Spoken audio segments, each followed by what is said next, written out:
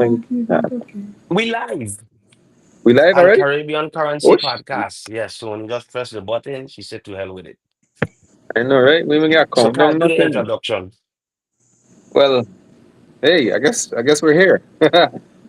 Yo, guys, good evening, good evening. Welcome to another episode of the Currency Exchange and the Caribbean Currency Podcast. This is the segment where we exchange currency. As we know it, we know currency to be money and monetary things, but in real life, currency could be value. Currency is anything of value. So these conversations that we have in these conversations of currency. So that's what we're here to do: exchange currency, exchange value, exchange dope conversations and ideas. Yeah. This evening, we have some very, very, very, very special guests with us, and um, I will let the beautiful ladies on the screen introduce themselves, starting with whoever I feel like I should start with. Go ahead. Good evening, everyone. My name is Deborah Hodge, and I am your Chief of Police for the St. Thomas St. John Water Island District. Amazing. Okay. First chief, first female chief, woman chief ever. I would just, write that down, pin it, note it. Hmm. And next we have acting chief of the St. Croix district. You can hear us? No, I think she froze. I can hear you, but my camera gone. Oh, your camera gone. It looks full. Look how It, still it, you it holding said a pose for the lioness. I'm about to it say, said restart front camera, so I guess I have to do something else. So let's see. Okay, like, look, they could hear you. So go ahead. There you boom, go. we just almost had you. Okay, we Hi, get you. There you hi, go. hi. Yes. Yeah. Go Okay. ahead. I'm, Introduce yourself. I'm Naomi Joseph. I am the current acting Deputy Chief of Police in the District of St. Croix. Okay. Amazing. Amazing. And welcome, ladies. Thank you. Oh gosh, man. All right. Okay. Do not disturb. Okay, guys. I forgot to tell her that. Do not disturb. Let me do that real quick. It's got people calling my phone. Sorry about that. But give me a second, guys. Sorry about that. Red, you could go. Well, I really wanted to bring you guys on so we could have a conversation. For me, and I know Kyle have his other purposes, but for my sole purposes is in recent times with a lot of the recent incidents in the community, it is very easy for the populace to put a lot of strain on the police department, a lot of blame on the police department, and it in my opinion is just a narrative that's counterproductive from what we're actually trying to do. Um, I think that the understanding and the support of the police department is needed by the community. I think there needs to be more dialogue, more open dialogue on these platforms, these forums that we have now that we didn't utilize 10 years ago to reach out to the public and just kind of just have the, get to the meat of how we're cooperating with the police as a community, how we're policing our own community. So I figured, let's just get it, let's just go to the top and have the conversation with the top. We're gonna call them the top cops in the Virgin Islands, so they could kind of just, have a conversation with us and the community, our followers, our supporters, about not necessarily what going on, but how do we combat it? What do we have in store? What the police department efforts are? How you could assist with that? How you could join that? How you could, incorporate the police in the community instead of having it as some distant entity. Like, as it's not a Gestapo for force, right? This is not Hitler Nazis, right? This is our own people who we went to school with, who we grew up with, that we're tasking to do jobs that we personally won't do as community members, and they need our support. So that's my premise for having this discussion today. And I gonna chime in real quick, ladies. I second everything Red said, but I just want to add to it too that we have to remember that. we are policing, or we should be policing our own communities. The VIPD can't be every place, every time. Can't expect them to be ghettos, housing, Savan, Tutu, and all. It can't happen. It's impossible. And also, too, we need to understand that our own people is who policing us. Ain't some foreigners, it's people that we grew up with, people that we went to school with, people that we know. So we need to all work together. And I feel like there's a gap in between how we view police and how we I should. can. You can't hear us? I can hear me though, right? The rest of you can hear me? I can hear you. Okay. I can. Um, okay. Well, like I said, there's supposed to be a bridge between how we actually view police and how we should, especially police in our territory, because at the end of the day, we all have the same objective. I don't want to go down the road and get robbed when I walking down the street, right? And the police don't want that for me neither. So we need to work together because we have the same common goals to keep our communities safe. So with that being said, I'm gonna shift back over to the Chief head. Naomi, can you hear us? I can hear you. I just can't hear him. I You can hear can't hear you. I Kyle? can hear Debbie, but I can't hear him. No. Can you Kyle, hear me? go out and come back in. All right, let me go and come back. All Okay. right. So why Kyle going out and come back in? I want to start with Chief Deborah. And just kind of give me and the public an understanding of the daily mission of the Virgin Islands Police Department as it pertains to outreach, as it pertains to just policing the community and making sure that we're all safe, protected, and respected. So if you could just kind of I don't even know the mission statement. I don't even know. I just know like my partner name is police and don't have a gun and don't get in trouble and that's it. But I know you have to have like a daily mission statement. So I think that in order to explain what the mission is, I Hmm. think it's important for me, especially as someone new in this position, to kind of have an understanding as to what my background is, Hmm. and that would kind of give you a better understanding as to what my goal is. Right. So I started my law enforcement career in 1995 Hmm. on St. Croix, and I spent most of my career in the field of investigations, specifically the areas of domestic violence and sexual assault. I pretty much worked just about 6 years in patrol, and everything after that was investigations.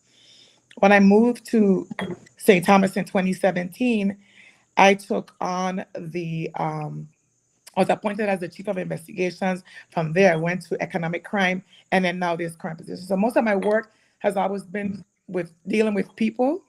Hmm. I have spent most of my career in the background, Hmm. speaking for those who are afraid or who are unable to speak for themselves.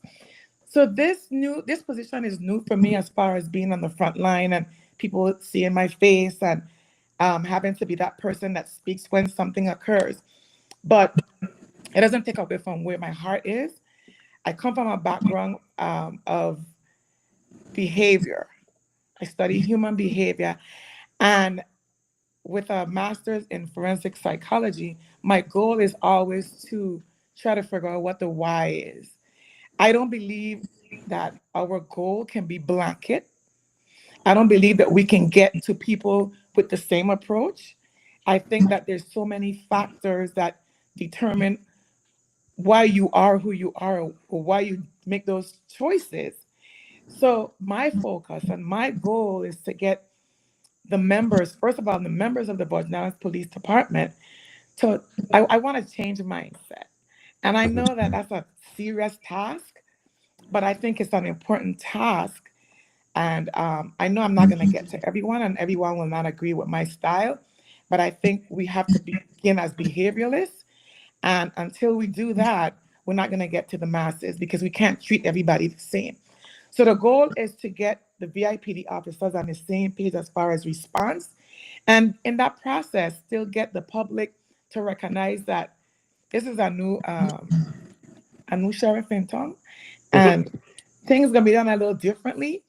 And I've spent a lot of my first few months on the streets, walking and talking and getting to know people, because I did not raise on St. Thomas, even though I was born here. I did not raise in the police department on St. Thomas, so people don't really know who I am.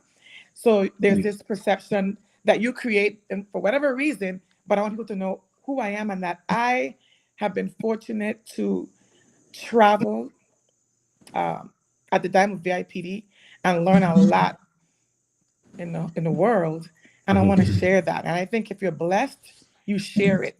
It ain't make any sense to hold on to knowledge that you can impart to get people to where you want them to be. And I before would I love pass it to that. Kyla, I want to follow up with this. And studying people's behavior is an important piece to me as well, because when you say the why, that is very important. Most people don't want to know the why. They want to know what the result is of what you did, not how come you did it and how we could take preventative measures. And that's one of my biggest things in the Virgin Islands. Are we being preventative? Are we looking before we look at the after?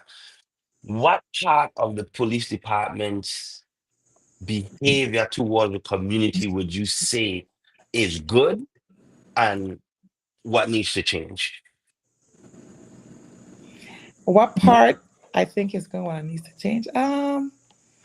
I think the fact that you have so many men and women that get up every day, put on a uniform.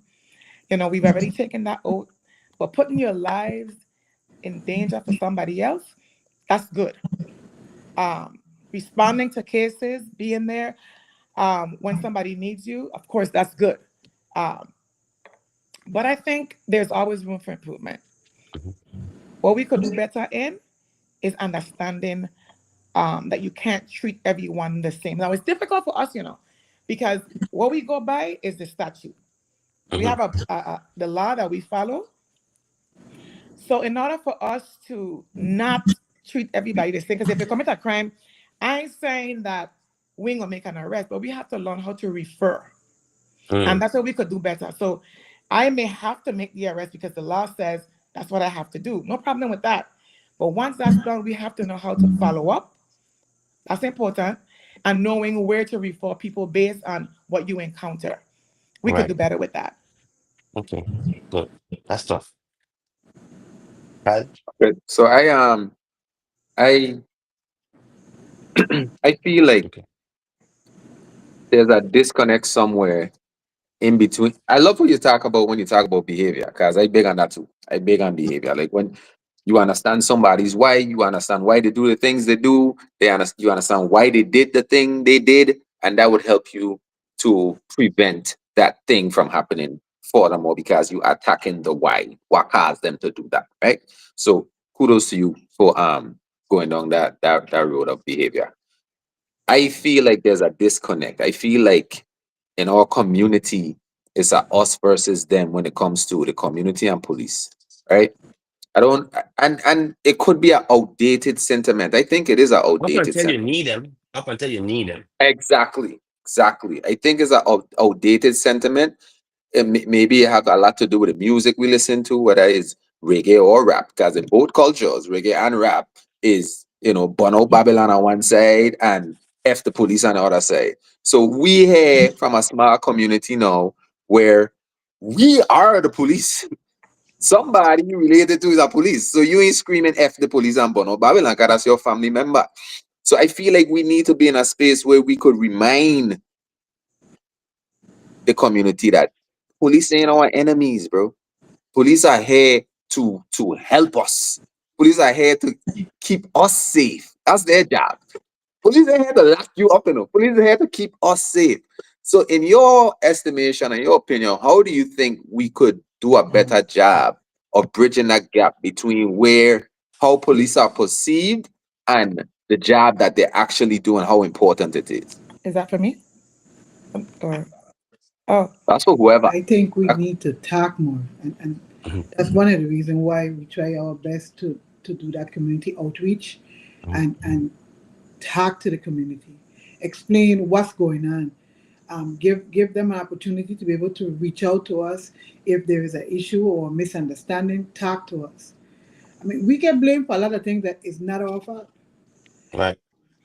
We Mm-hmm. arrest somebody, the case is dismissed, it's a police fault. No, it's the Attorney General's fault, Mm-hmm. not my fault.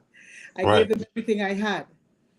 We had discussions prior to, but nevertheless, we got to the point where they did what they did, but the negativity don't fall there, it falls on us as Right. not doing enough. So I think some of the programs that we had in the past, such as crime prevention, which allowed us to reach out to community goal, set up neighborhood watches, um, those programs kept a door open between us and the community. So it was not us and them; it was all about gelling together and working.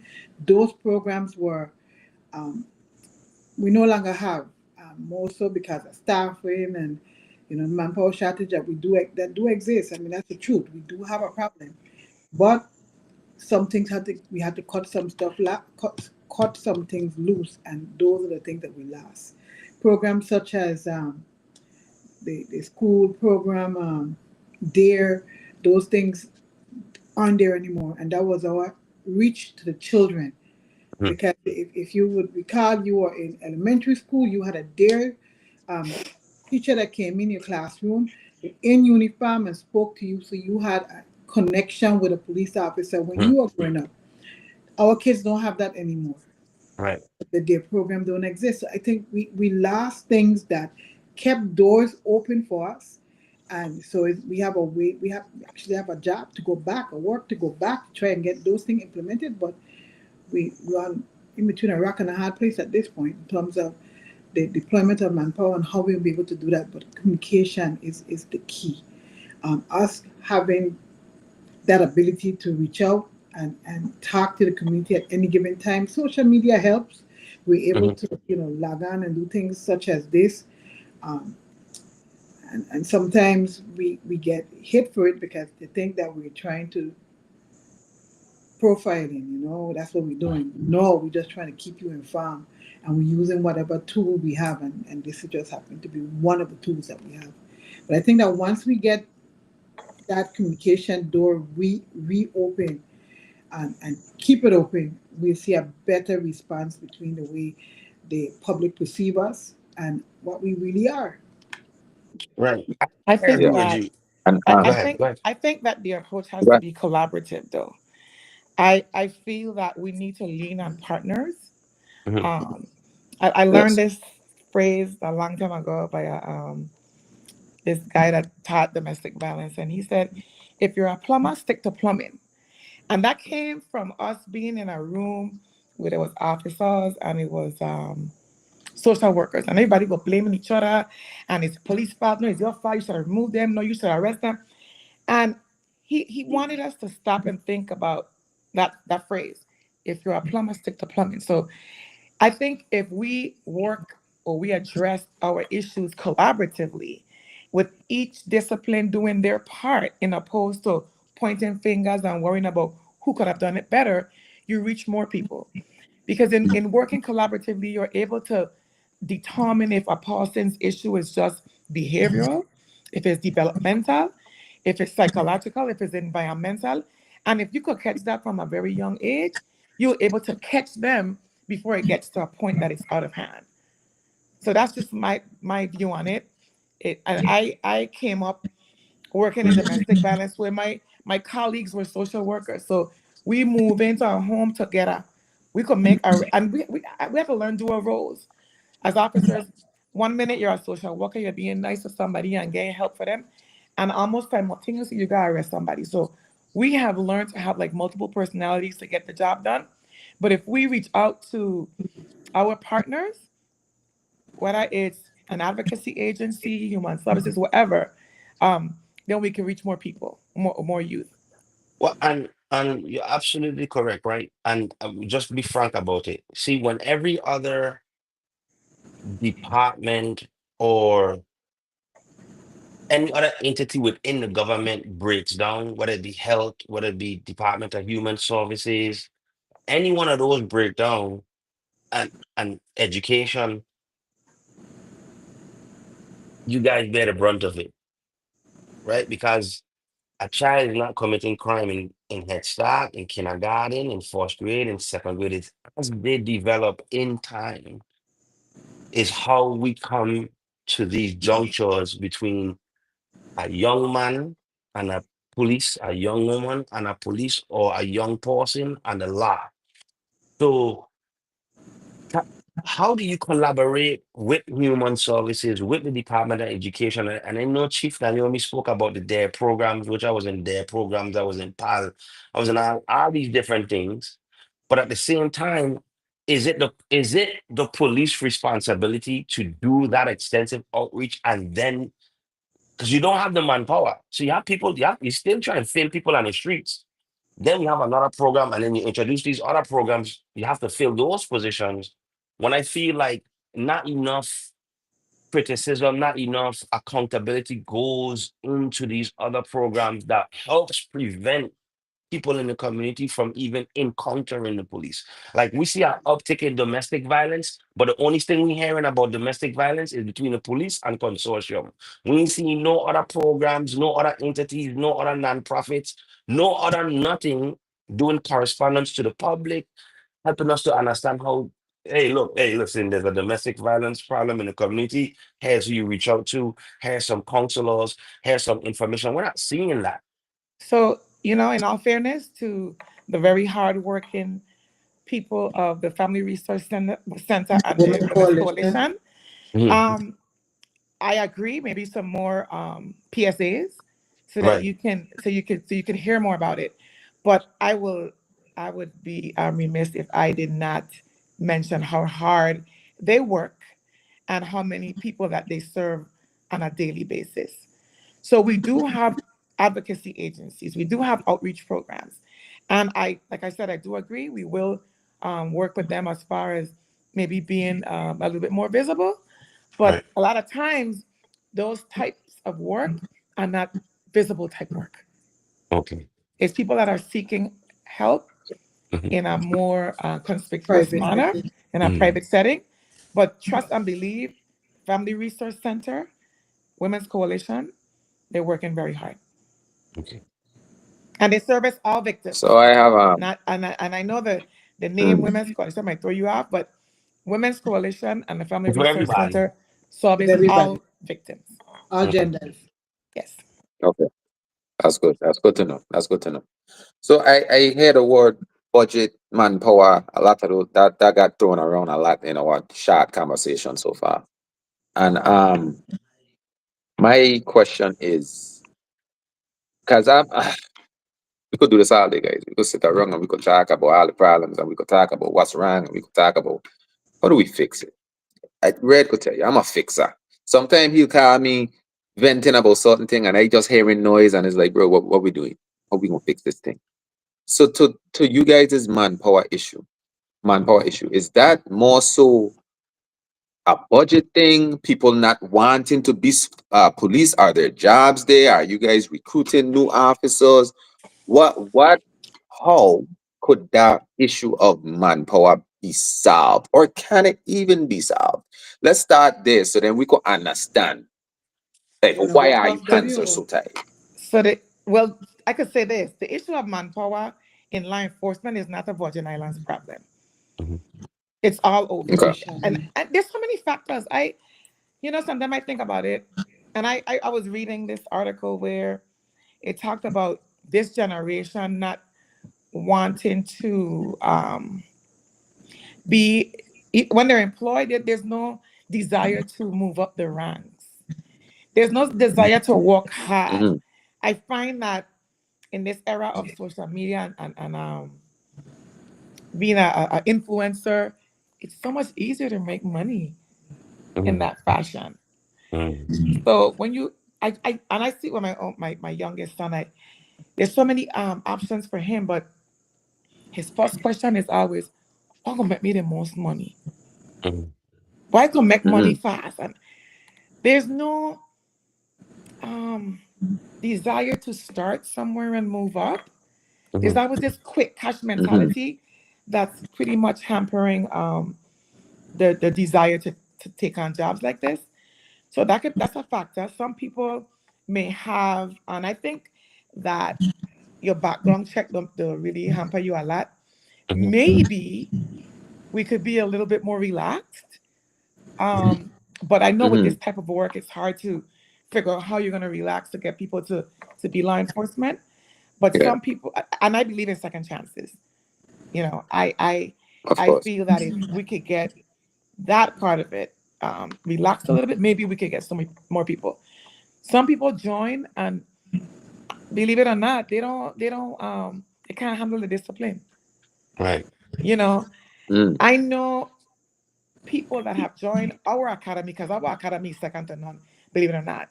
And I know people who have called and said to me, they're hazing me. I can't stay here. What?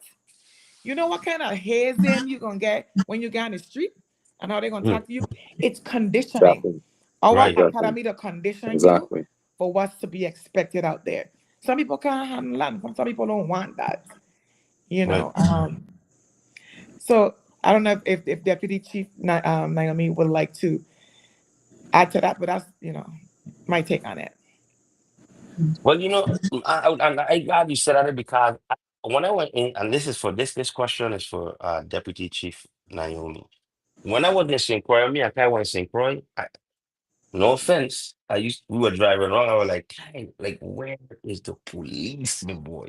Like, I just drive from Christiansted to Fredericksted, and I ain't seen one police car. And I used to always wonder, it's only when I reach the police station, I don't see police cars. So I used to wonder about police presence, but it never dawned on me that you're short, have manpower shortages, and trouble with recruiting. It kind of answered my question, but I really want to hear from the department as to one, why does it feel like there's low police presence? And then two, housing police and beat cop. Is that a thing that you guys are considering just to make people feel like there's a police presence in the area? So that's something that I considered because when I graduated in 1995, right, the class before me was the last Hmm. class, and this is not synchronous. The class before my class was the last class that was mandated to walk foot patrol for entire year, right, Naomi? They had to walk a whole year before they get in a car. My class didn't have to do that year on foot patrol, but foot patrol was part of the lineup. In St. Thomas, you call it post. Hmm. It's one department which call things different. So, and St. Thomas, you call it going on post, and St. Croix, you call it being put on foot patrol. So when you Hmm. come to walk, there's a lineup telling you where you're gonna walk today. So either you're gonna walk this particular sector in Christiansted or Fredericksted or Mid Island, or you have foot Hmm. patrol. And foot patrol, and back then it was 3 shifts. So you walk in foot patrol for either 7 to 3, 3 to 11, 11 to 7, midnight shift even. You walk in foot patrol, and for me, as much as you don't want to be in a hot sun all day long, I think those were the best parts of my patrol um, career because I got to know so many people Right. and not just knowing them by, okay, this person owned this. So you get to sit down and you talk, or stand up and talk to them because everybody have a story. And Hmm. for me, that is one of the most fascinating things about this job. Even though the stories might be some that end, based on what kind of work we do, it's the most fascinating thing to do is to get to know people and their story. And foot patrol, post, walking the beat, whatever you want to call it, Right. it helps form those relationships. And it's something that I consider, but of course, we have to look at your manpower and whether you can afford to have somebody or two people out of the amount that you have walking the beat for Right. 10 hours. So we from Pearson Garden in St. Thomas, right? Grew up, Okay. born and raised in it. We grew up. It had a pal. We grew up. It had housing police. Them man used to come, sit on the bleachers, just watch us run ball. So when we would see that presence actually did something without us Okay. even knowing. Because when we go downstairs and we want to cause mischief, we see them police jeep down the road park up. So that's not even a thought. And then they get to the point where we run in ball, things might get a little heated. You might want to punch off your partner, but police sitting down on the bleachers, so we can't do that. So you mentioned earlier about retention in after these people go through the training and stuff. We were also in the military too, so we understand training and basic And training hazing. and all of that good stuff, right? And hazing, what real hazing Yeah. look like, gas chain man, and type of thing, right? But nonetheless, so my thing is with the military, how I joined the military, I was in school. Somebody came to me, a recruiter come in school, and he was like, "Hey, there's this thing called the National Guard," and da da da da da. I don't recall seeing that from the police force. And if that's something that you guys do, correct me if I'm wrong.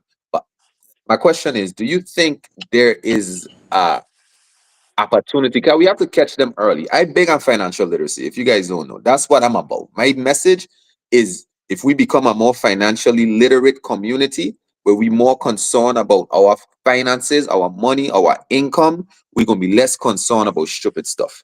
If a man have stuff that he working towards, he has goals and aspirations. If another man step on his shoe in a jam, he have something to lose. He ain't ready to crash out over somebody stepping on his shoe, right? So I feel like if we catch these children early and we start showing them the importance of money and how money could help change your life for the better and get you the things that you want in life, then they would be less inclined to go down a road of crashing out and they don't have nothing to lose. So they would make better decisions, right? So I feel like in that same sentiment, if we were to start our recruiting early for the police force and talk to these kids directly and not from a perspective of money, because you said it best. You said like these men want quick money, they want fast money. So we don't want to recruit every and anybody, but we have to start to show these kids what it is to be a police. Why is it important? Why are you needed? When I joined the army and I put my right hand over my chest and I say them words, I felt something. So I think that part of it is maybe, and correct me if I'm wrong, what could be missing where these kids ain't connecting to the importance of the job that you guys are doing because they just see you guys as an enforcement force as opposed to a community member. You know what I'm saying? So maybe if we start going into schools a little bit more early or more repetitively and really connecting with them to show them why we need you guys to be police and basically police your own communities. Do you think that would be a maybe a good approach to try to catch some of these kids that maybe not wanting to or to show them that hey, you ain't trying to join the police force for a check, bro. You need to have to want to do this thing. You have to be passionate about policing, right? So talk to me about catching these kids a little early, and what does the department So have what in plan for we that? have done is we started the cadet program, and Right. that's us in the schools Mm-hmm. dealing with the high school age children.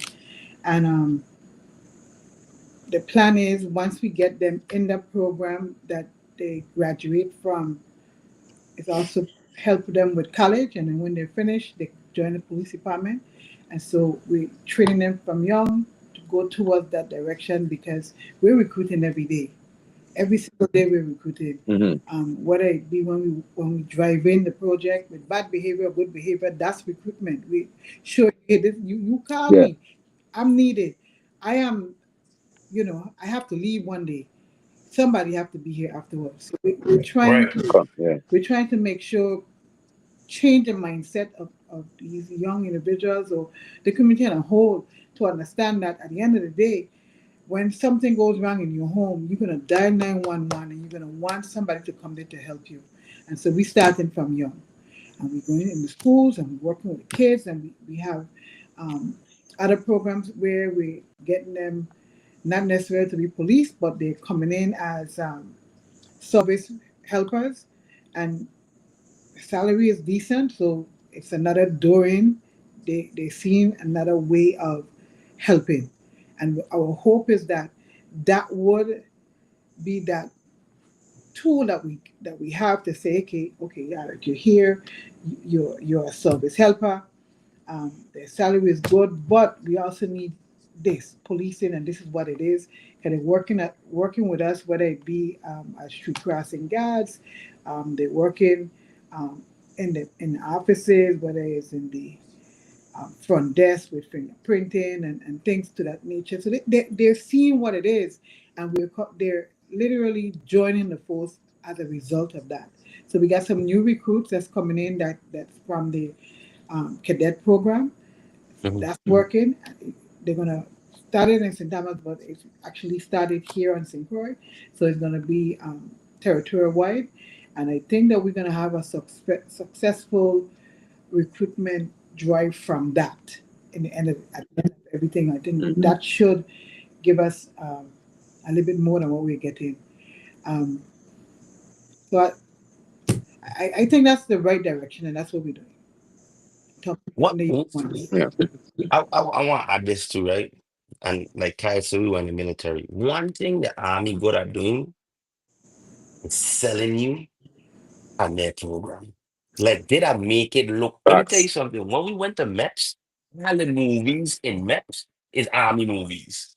Like army movies that must make you feel good about being in the army. It's like they're just preparing you to love this life. So, Yes. have you thought about revamping your recruitment program? I know the cadet program is a great program because I almost joined the army from high school just based on the uniform. I like to see a clean uniform, all the bells and whistles. It has speak value, right? It says discipline. It says a lot of things. So is there like any other attempts to kind of revitalize the police department's recruitment program, make it more exciting, more detailed? I mean, I go on consortium every now and So we again and I see do. some ads. Go We, ahead. we, we have the advertisement that we do, but we do drives, recruitment drives. We have Mhm, where different agencies come in. We bring every toy that we have, whether it be a drone, mhm. they they oh god, what the thing name where we stand up on and drive around? Yeah, And let's just put put it Okay, that there. thing. But yeah, right. electric cars, we bring every toy that we have Mhm, and we let the community see it. This is what we do. So you don't just have to be a beat cop. We also right. have canines, so we show them what the canine dogs are, how we train, how intensive that training is. You have the dive team, the bomb unit. Um, you got the investigative unit that's not just dealing with investigation, because you we have the forensic division that deals with collecting all of the biological evidence that might be on the crime scene. We speak to them about the other stuff that we do as the, I spoke about the dive team. Um, So let me ask you this, Chief. just those things that When I decided I'm going to join the police force, do I join with a specific job or do I no join being a police and then I find my job afterwards? Like, could I right. say like I joined as a recruit with a career path to being um the person who that defuse bombs or in the The first thing canine you unit? gotta Investigator. learn our street. Yeah. The first thing is you gotta learn the street, and to learn the street, you gotta do the patrol aspect of it. Because Okay, to me, you lose something if you don't have even 1 year of patrolling. Because right. you need to understand what type of cars we get. At any Mhm. moment you're in a car, you driving, you heading, you get a car for let's say domestic violence in progress. You go deal with that, and no sooner you walk out the door, shots fired. You got to move to where shots are being fired and deal with that. Then you might get a car that you have a last check or you have a drone in. So things change from moment to moment from moment. So at any given day, you don't have. It's not like a routine for you to Mm, fall in and then you get bored. The job is just so ever changing. right.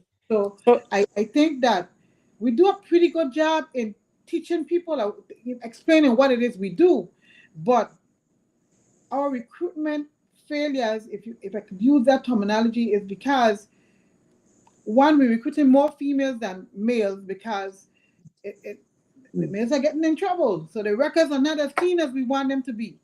And yes, the chief speak about second chances, but sometimes the second chance for what they did, we can't give them a second chance. Right. Because I Mm-hmm. mean, if you're robbing and you involved in Man, gun the violence, uniform comes with some integrity. Of course, exactly. of So course. there's certain things that we just can't forgive. Right. Um, there is, if you have an arrest, we're expunging. The government, the legislature has made it easier now to get record expunged. So if you have an arrest but not a conviction, that is easier to get expunged off your record than it was previously. So, and once it began, we can't, we're not supposed to remember, but it's kind of difficult when you're sitting in a room with a police. I'm here 39 years. It's hard for you to come in a room where I'm sitting and I know we done book you 10 years ago. And my memory is like a, yeah. So I don't forget much. So I'm sitting there and I'm watching you and I'm saying, hey, I know you. Don't I know you? And you're like, yeah, see, you got arrested, right? Yeah. But I'm not supposed to say that because your record expunged, but I know that. So Right. and it's not just Naomi, it's Mm-hmm. it's other officers. So we are getting to the point now where they the results of the recruitment is a lot better. And I'm telling you, the cadet program is a godsend. It's helping. It's gonna get us to where we're gonna have people coming Good. in knowing what this job is and Hmm. not learning and then realizing it's not something that they can't. It's Right. not It's for not them. for them. Yeah. And so that we waste a lot of time and energy and money on people that we trained. Mm-hmm. And then when Right. they get in there, they realize I can't handle this job. There's no Right. end to it. There's no Yeah. end Do- to the work. There's no lazy days. You really don't get lazy days. two questions, and I'm gonna finish my the part about recruiting for me, satisfying what I my thinking. Do you guys recruit outside of the Virgin Islands? We One, do. Yes, We do. right? Like so, like Miami and We stuff do. like that, yes. right? So you have no problem bringing in people who are not, I don't say not familiar with the community, but from the So States, we don't We have a do. problem. I mean, it's open, but I've been part of the board interview process for many years, and you'll be surprised the reasons people that are not.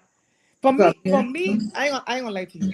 If you come in on something you don't know nothing about the Virgin Islands, that put up a red flag for me as to why you want to be here. right? I'm very, Mm-hmm. very territorial when it comes to the Virgin Islands. And I feel like if you some people don't want to come because they want to go in in the marine unit. They just want Right. to go on a boat and sail all day long. And you have to be very careful. And our process is more the way it's done now, it's more uniform as far as what questions you ask. And I know initially people thought that would be a hindrance, but for me, as doing it both ways, I see the benefits of it. And you ask basic questions, the same questions to everybody, and you will be surprised how you could decipher what a person's true goal is. You could get it. It's a lengthy process to become an officer, many different levels of it, and I think it's easy to be able to kind of just the process alone help them determine if they want to continue. Right. Because you can say you want to be a police, but the psychological is quite challenging. Hmm. The agility test, some people feel like um, you hear things about how we look, our fitness, whether we could run after people, if we're capable.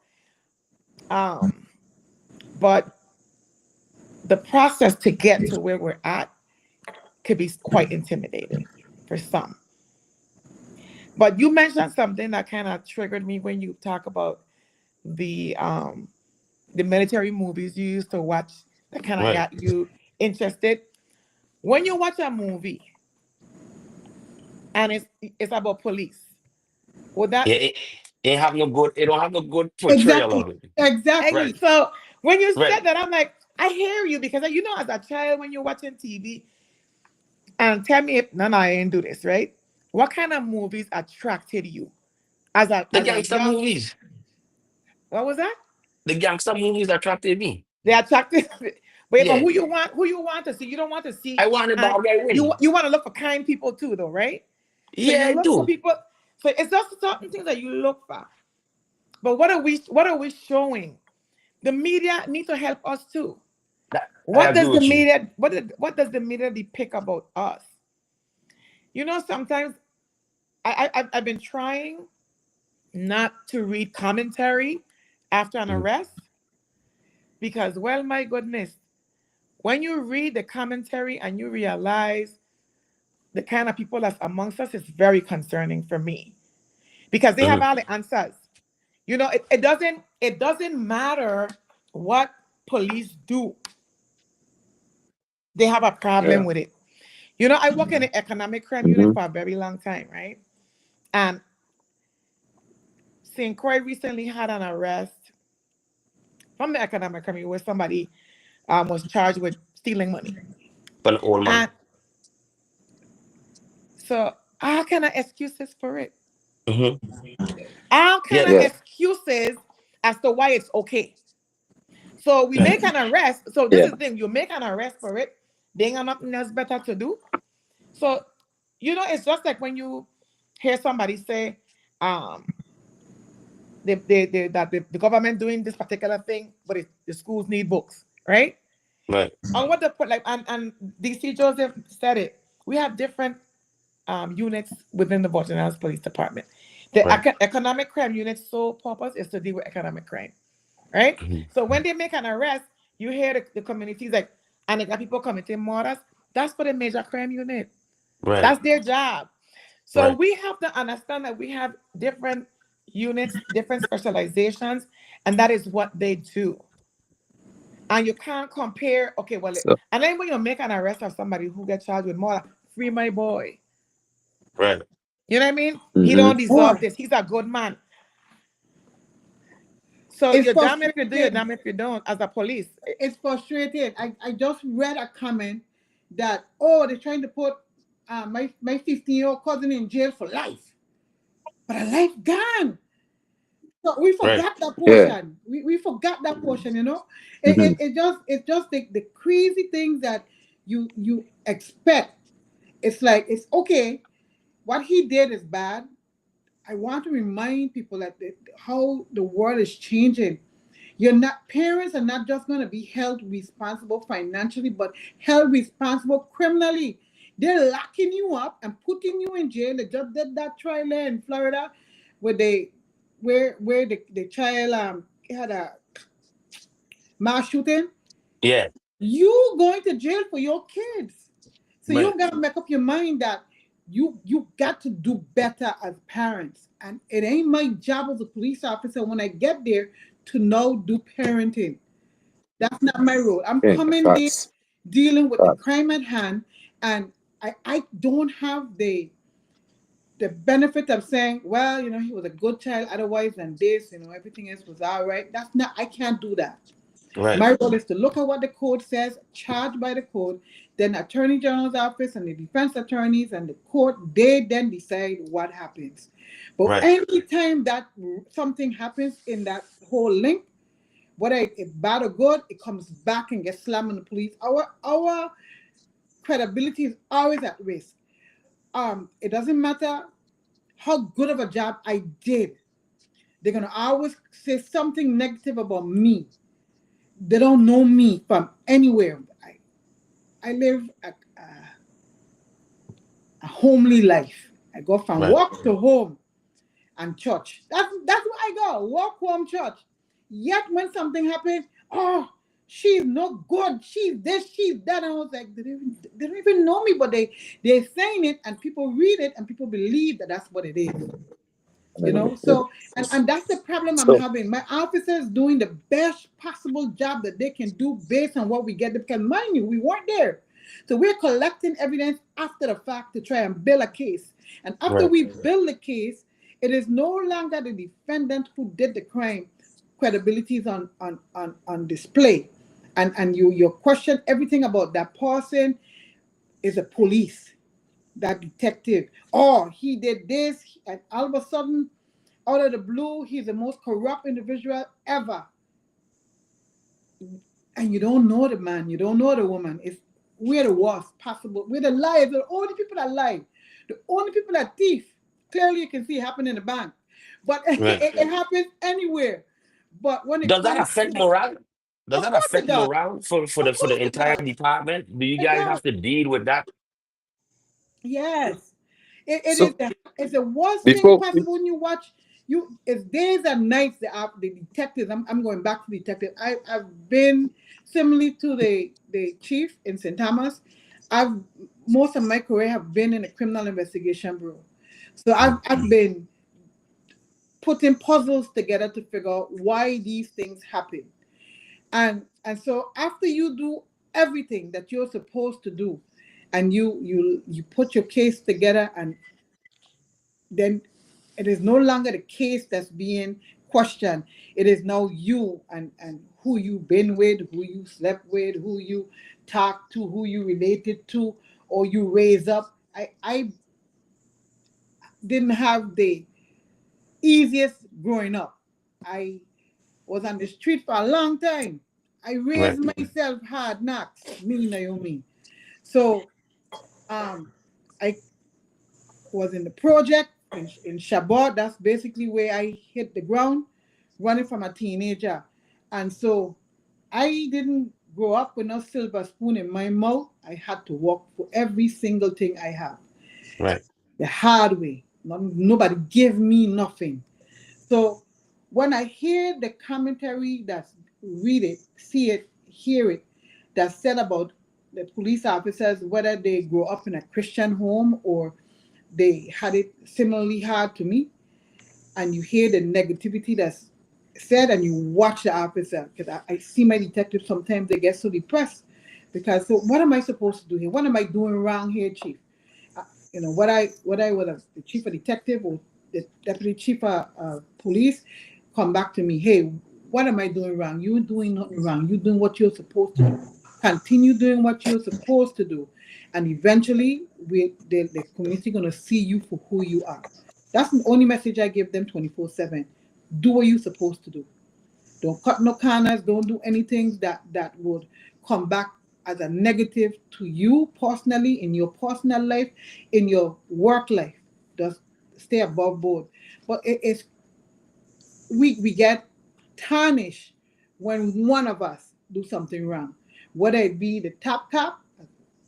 We live in this world, whether it be the police commissioner or a lowly police officer that did something wrong. All of that tarnish every one of us, every Right. one of us, and we're painted with the same brush.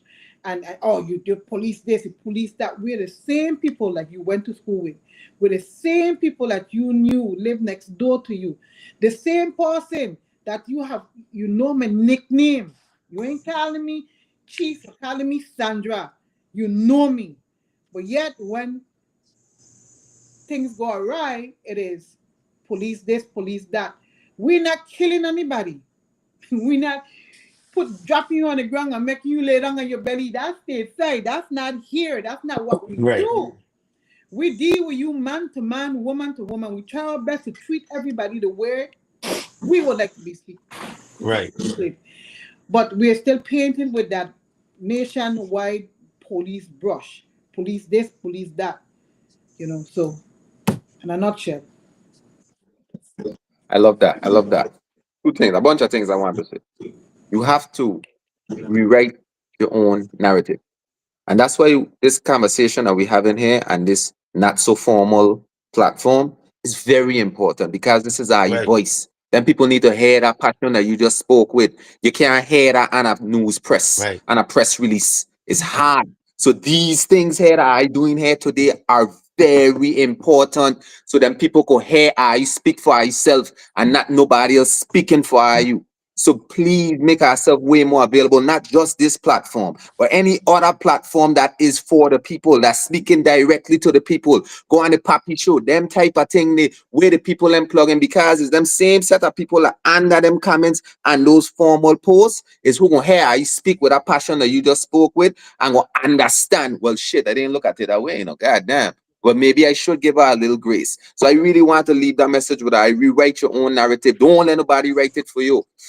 And then now I'm going to shift. You have mentioned that the economics, the economic department, right? That'll Economic deal crime with unit. economic crime. Mm-hmm. That's what it called, right? Boom. So somebody get locked up for economic crime, and then we go in and we saying, "Oh, they got all these people getting killed, and I ain't doing our job." That's a whole different department. We had court Bailey on our podcast, and we Redman was like, "Listen, me, you want hear nothing? How come the school let me bill up, but we get money for waterfront?" He had to let us know. I felt the same way. It's two different departments. One set of money dealing with Right. this, the other set of money dealing with that. You said that so fluently and so effortlessly, and it clicked for me because those are things that we would always ask. Is a lot is Right. ignorance. Ignorance don't mean you're dumb. You just Right. don't know. So these conversations are very important because no, when somebody say, "Oh, I want to lock up people for a little dime bag," but then again, man, get people getting raped, and it's two different places, two different departments. So this is very important, and it goes back to what I tell you about writing your own narrative. Don't let Right. nobody write it for you because we live in a clickbait world and a reactionary world where people saying almost anything Right. just for responses, just for like, just for comments. Them things aren't real. Them people ain't perfect. Them people ain't even above water. The ones that's the loudest on the internet. So we can't let the work that you guys are doing is so important. We cannot let them little voices of those people, like they have a section of the internet that I call the crab section. Okay, that's where all the stupidness that happen. You know, you get certain places that dangerous. You don't walk down the. That's the internet for me. Certain places do not even concern So ourselves with what some of them people saying because they're saying it just Yeah, to but get a it's saying the what reaction people out of people you. listening. Go ahead. That's the thing. And what people believing. need to understand, right? And Naomi, Naomi, sorry, not Naomi, and I have worked in the trenches together for many, many, many years. And we have seen the unimaginable. I don't think that we have enough time here for me to explain to you the things that we see while taking care of our own families, Mhm. raising your children and coming from a. I've been a car most of my career. My children Right. are the ones that pay the sacrifice, not me. Right. So when I get these accomplishments in life, I hats off to them. I lead them home many mornings, many nights, so that I could go help somebody. But the things that you see and you experience as a police officer, still trying yourself now to raise your own children, it's indescribable. I and Yeah, Naomi and many other officers, we see and we have dealt with the unimaginable. So I could imagine.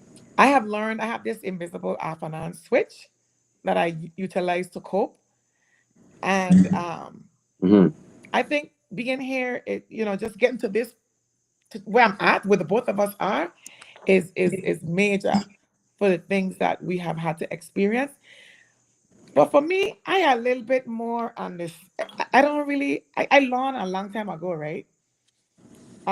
In my own relationships, that you have only one person you have full control over, and that's Mhm. yourself.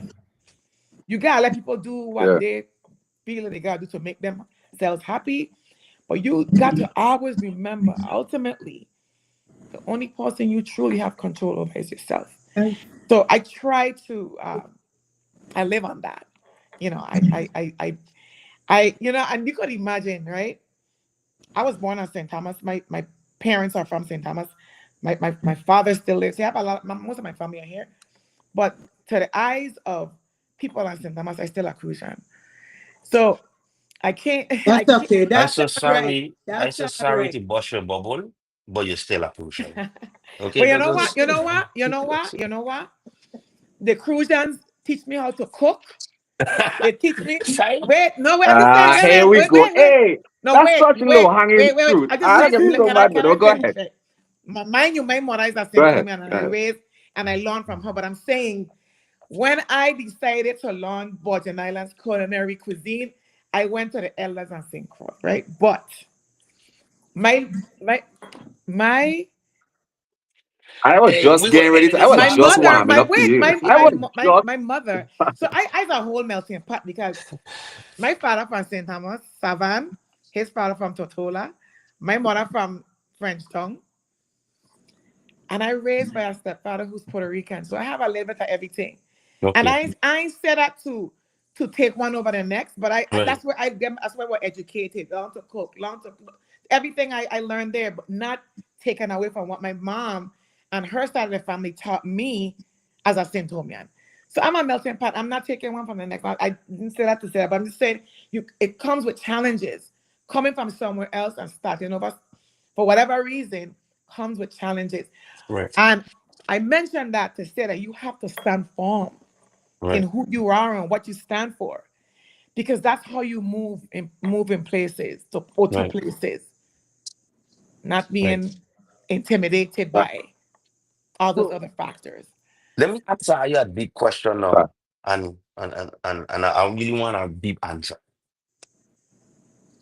And I harken back to this incident, not that I'm married to it or anything like that. But the community doesn't seem to be engaging from our perspective with the police department when it comes to aiding the department in capturing criminals. As far it had a shooting in Frederickstead, broad daylight. Why isn't the community feeling comfortable to come forward and help the police department solve these crimes? Like, is it that they don't feel like you guys could protect them if they cooperate, if they help out their own community? Do they feel like they face retribution? What is it? Where is that disconnect that? Because I think a lot of community members want to help the police. I just think they don't know how to go about it, what that looks like, what it's almost like, hey, what's going on? Let me just break it down for you. Everybody that talk everybody business in the Virgin Islands.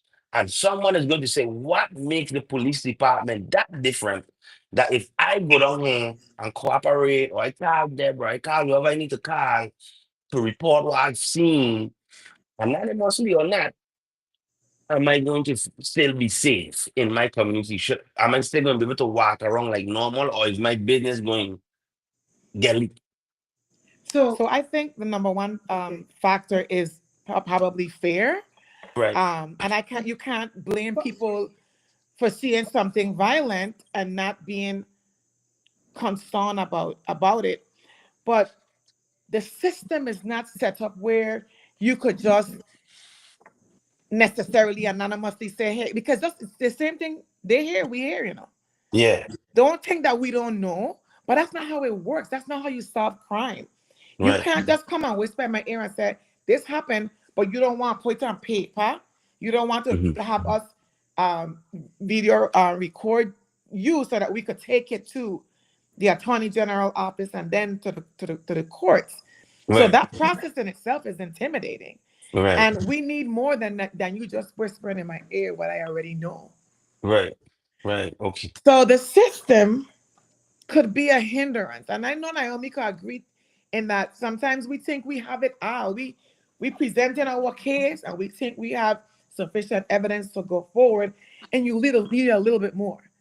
right, You just need that person too. And sometimes we have made arrests where somebody come and they give you a statement, and then after the arrest is made and they realize, hey, I'm gonna have to probably go in front of a courtroom and say what I just said to you, they renege. And a lot of times we watch cases get dismissed, and just like the deputy chief mentioned, they're on social media and all the blame starts being thrown all over the place. But a lot of times we have done, and don't get me wrong, we can always do better. right, But in many instances, we have done the best we could do, and it's not sufficient. right.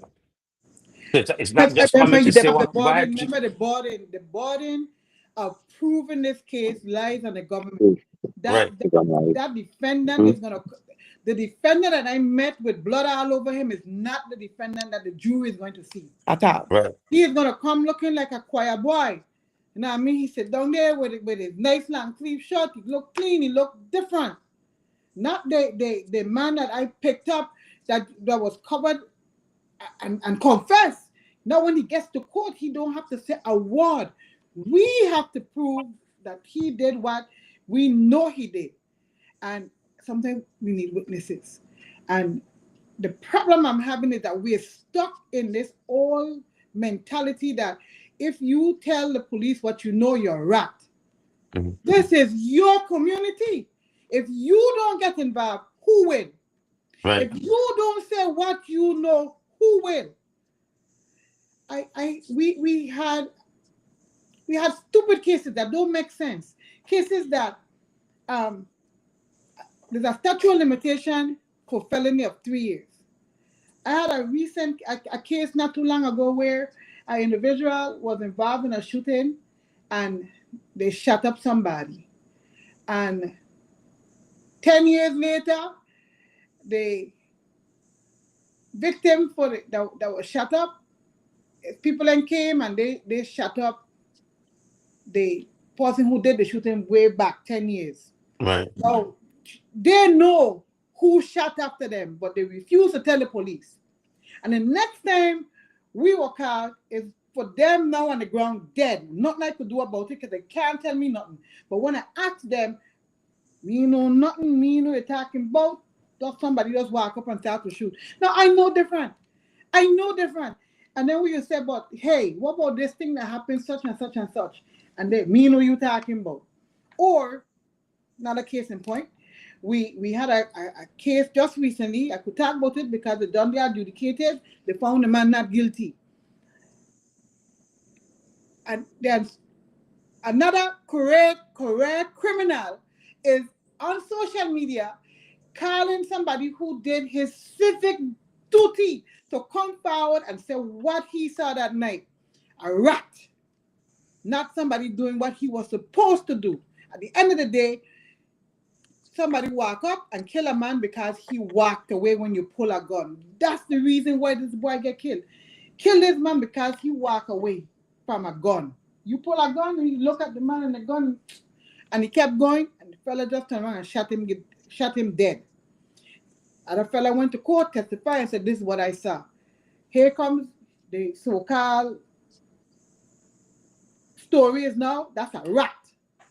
Not you did what was supposed to happen. A rat. Mm. The community is there digesting that and saying, "Oh, you can't say that kind of thing.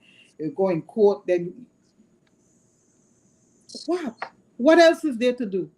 Or a case where, man, I know too much. That's my problem. And because I know so much, it'll be hard for me to explain to you without calling people name, without calling cases, without saying this. This is because the island's small. It is 6 square miles. At the end of the day, people know what you're talking about, and you know to yourself that it can't happen without community involvement. But that when the community get involved, they're calling them these names that to me so antiquated. Because at the end of the day, if the community, and that's you and me, all of us being involved, if all of us don't get involved, we're never going to stop it. The man that killed yesterday is going to kill tomorrow because he got away yesterday. Because Mhm. he know that you are Mm-hmm. afraid to come forward and say what you know, because you don't want to be called a rat or whatever other terminology they come up with to that cause you not to want to get involved because you don't want to be labeled as anything negative. You still can't walk your street. You still can't go at the beach all hours of the day and night. When I was growing up, I go beach midnight and nobody disturbed me. You can't do that today because the man that's coming to rob and kill and do whatever else, he's coming. And he don't care because at the end of the day, he know red man ain't gonna say nothing. Mhm. He ain't gonna say nothing because he's afraid of the police telling people that he said something, because at the end of the day, we got to document everything that was said to us. We got to say, Joe Blow, if it was said to me under confidentiality, then I can't list it. I try to encourage you to give me that openly so I can use it, because your secret in my ear, I can't take to court.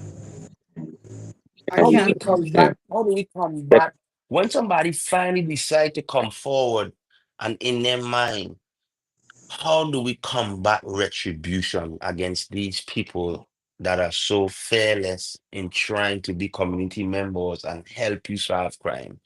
How I do could you add to that. make me feel safe? Is what I want to know. I want to add to that question, Red. I want to ask Well, the same question. I know that the Deputy, island smart, Deputy Chief, and so real quick, I agree with everything you said, right? Everything you say, I agree with you. We need to be able to come forward and tell you guys what going on and stand behind of it and be like, this is what it is. But if we being realistic, the thing that's stopping folks from coming forward ain't just being called a rat. Right. It's what happened to the rats, right? So how do we protect against that? How do we make somebody that knows they're going to be labeled a rat? How do we make them feel I safe think it to be starts able to come forward? with us just understanding that if we don't do it, this is what we're gonna forever have.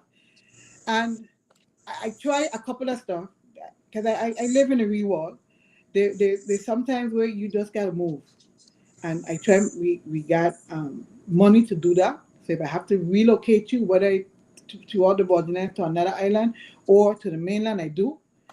But I think if we start showing the criminal element as a cohesive group, that we aren't afraid of you, we're not gonna just keep running from you. That eventually they're gonna understand that you can't do it anymore.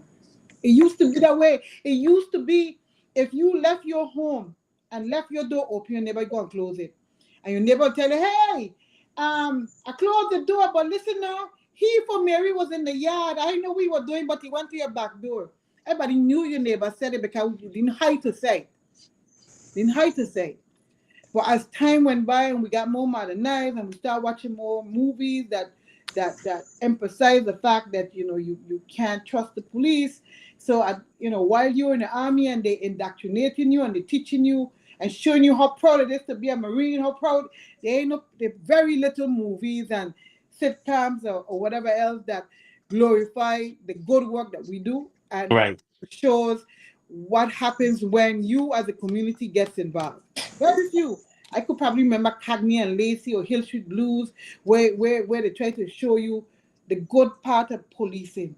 But I think we just gotta get over that fear, and I know it's easier said than done. Um, Getting over the fear of retribution, because I think that if we all stand together, that eventually the criminal element gonna realize you can't. That they're not afraid of you. Right. I know I'll be the last person to tell you that I haven't had people who were injured or killed as a result of saying things. I'm not going to lie and tell you that didn't happen because it has happened. It has happened. That's the hardest thing to experience as a police officer when you got somebody tell you and they agree, they're working with and you get to the point where you have to disclose and then something happened to them. Trust me, it's hard to deal with.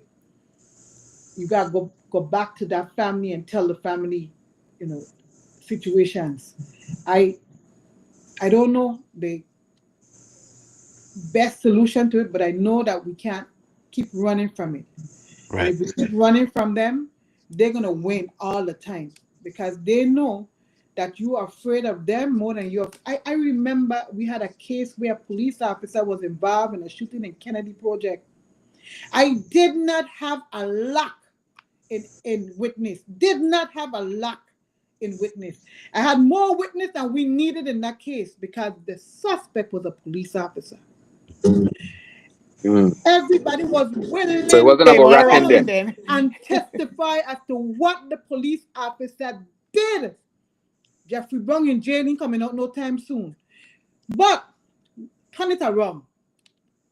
Turn it around. Frederickstead Fish Market was occupied when these boys drive by and start shooting up those people. And it's pulling teeth. I'm not saying that we get people giving us information, because we got information. I got information. I don't have enough yet, according to the AG, for an arrest.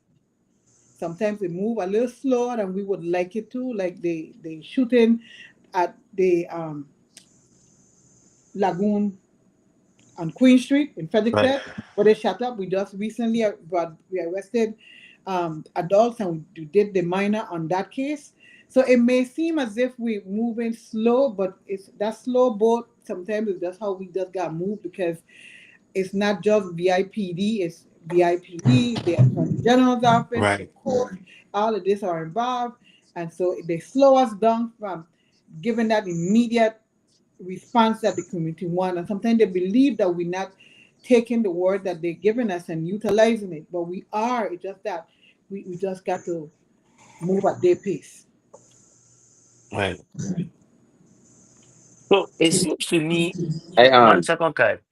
To me, But I think the biggest issue, just from talking to you guys, and like you said, Chief Deborah, there's always room for improvement. So you're not remiss on that. It's not like you're running or you're saying that you're perfect, right? No, But we're not. from my experience, right, and I've had my encounters with police from 19 years old to 30 something years old. And I would tell people all the time, especially in the States, I would rather deal with a Virgin Islands police than an American police. Okay, because I feel like if I get in a fight with a Virgin Islands police, I'm gonna lose the fight and I'm gonna go jail. But if I get a fight up there, I'm gonna die. So I think one thing I want to do is always admire the restraint. I have one of the most viral police videos out on my page. And I swear to God that I get a comment every day.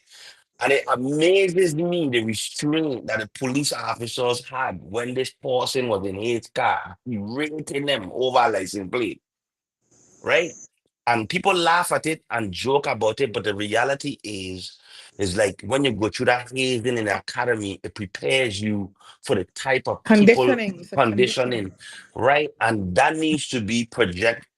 I don't Well, haze in the academy. It's Conditioning. sorry, not conditioning. It ain't hazing, hazing, right? conditioning. What public relations. It's not like you guys aren't doing a good job. It's not like you guys aren't following protocol. It's not like there's not a lot of red tape you have to go through. It's not like you're not jumping through hurdles. It's not like you don't have lack of manpower. But the public relation and how we project the police officer. And I would tell Kyle, I don't care about the adults. The adults last to me, my generation last. I just mean how we impress upon these kids from young about the stellar work the police department have and how they are with us versus how they that needs to be shown. Like just do like a PSA video on how it, how you're dealt with here. And I had to tell people I tell them, the laws in the Guatemala is basically the same in the United States. When you come down there, the only difference is you ain't got to worry about dying from police. That'll be my pitch. When people say they're going to the Virgin Islands, you don't have to worry about dying from the police down there. Trust me, as a Black American, go to the Virgin Islands. Okay, so how do we project what we know? Because you know, Chief Naomi know, the commissioner know, the people on the force know who reading these comments. So we having a bombardment of negativity about the police, but how do we get to do that bombardment of positivity on a daily basis where the public could see these real encounters of genuine police work? I think we're missing that. It dehumanizes you. It almost makes you look like you're not real. Look, there's no way I should be more popular than the chief of police. Like that should never happen. Like you supposed to be, and the people on the force supposed to be the ones at the forefront being shown doing this quality work. And we just don't see it enough, and we don't hear it enough. And I think that we need to hear it and see it more. Like I don't want every time I hear something about the police is because I read a story in a consortium, and that's when I see the word police. We need to see, when I say we need to see, it's not like you're not trying. I just saying it's not being captured enough and presented frequently enough. Because I have a thing with my children, right? And I'm gonna finish right here. There's two ways. There's a thing about parenting. I go to sleep for 8 hours and the internet doesn't. So while I sleeping, the internet just bombarding my child with all kind of counter messages from what I telling them. And then I got to wake up and I got to go to work and I only get about 3 hours to counter what I've been consuming from the outside world and the internet in a whole time. And that's the thing with the police department.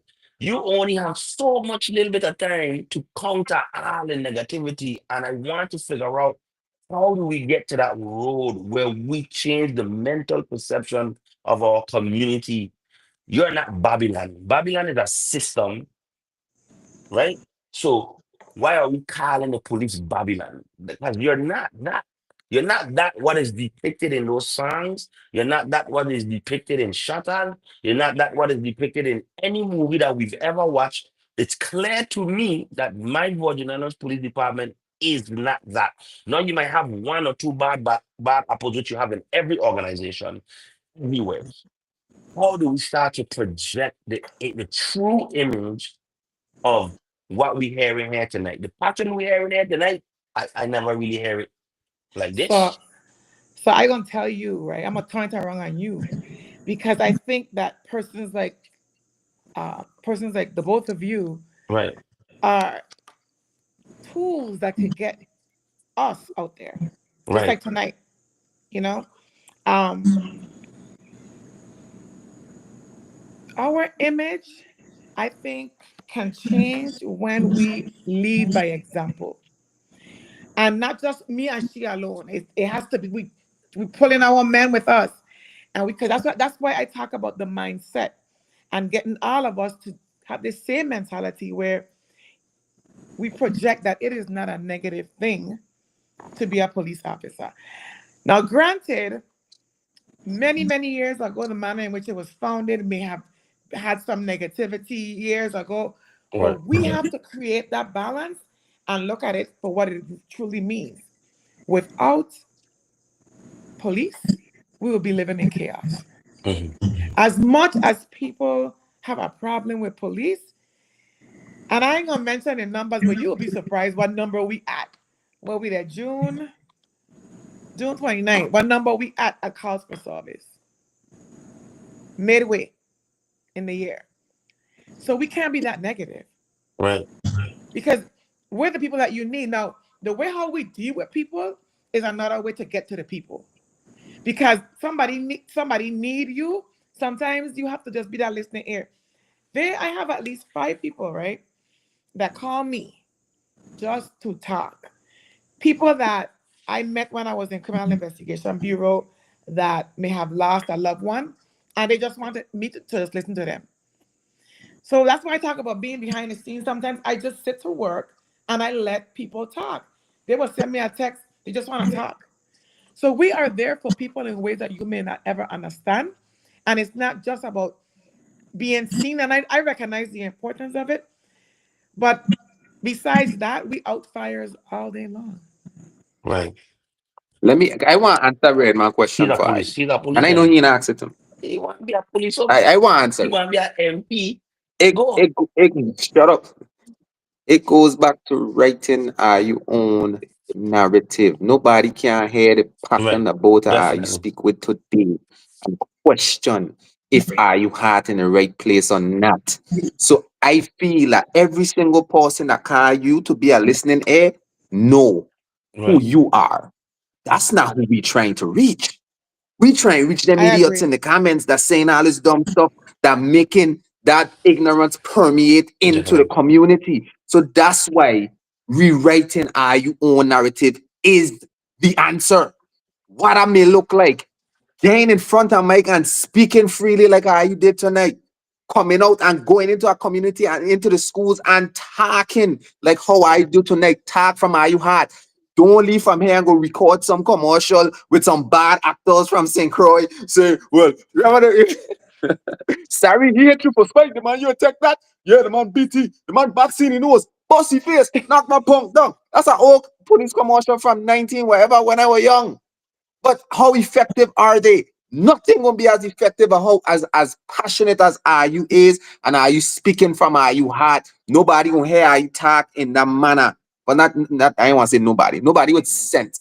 Okay, will hear how you speak in that manner and then still turn around and question. And if they do, they're just doing it. Don't worry about them.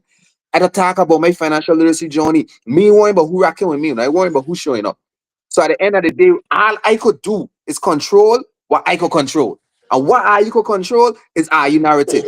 What are you pointing out there? How the people them hearing are you speak. Don't wait to be invited on a show like this here. It's on get up and say how are you Right. feel. Nobody gonna listen to Deputy Naomi speak like that and be like, yeah, she just capping for the internet, for the Mm. camera. Them. Nobody gonna hear you talk about behavior and the stuff that you've been through and just be like, yeah, she Right. just full of no.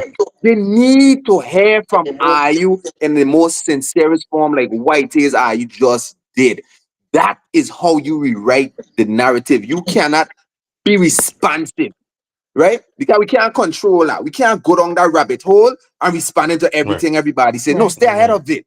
Stay ahead of it by being you true and authentic self and letting that show. Whoever it is and you force, let them be their true and authentic self too and let it show. Because I know a lot of my partner them is police. Man, I went school with. Man, I know that's genuine. Man, that I know they're going to do the right thing when nobody looking. Okay. Definitely.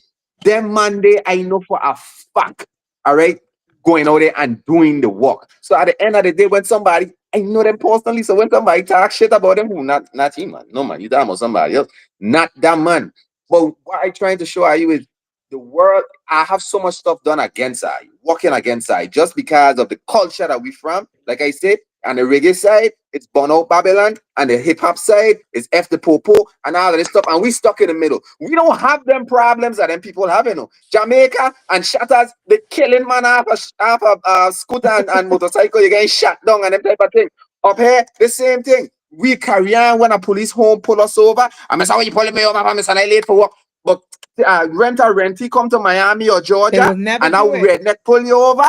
Had your lights on in the car, your 200 on the steering wheel. Hey, good evening, Mr. Officer. How can I help you? Would you? Here's my license and registration before he even asks for it. So we know deep down inside what we can and can't do. So all I trying to show you, right, is people out here like us that might hear the stupidness, but we need to hear you passion. Because now when I hear anything negative about you, guess what I'm gonna say? It's not attacking stupidness, not them. I talk to them woman. I hear the passion that they had for what it is they do. And once you continue to showcase that, write your own Definitely. narrative. That's the answer to his question. Write your own narrative. Okay? All right. Sorry That's if I okay. went on a rant. It's You want to okay. be the chief. You can't be the chief.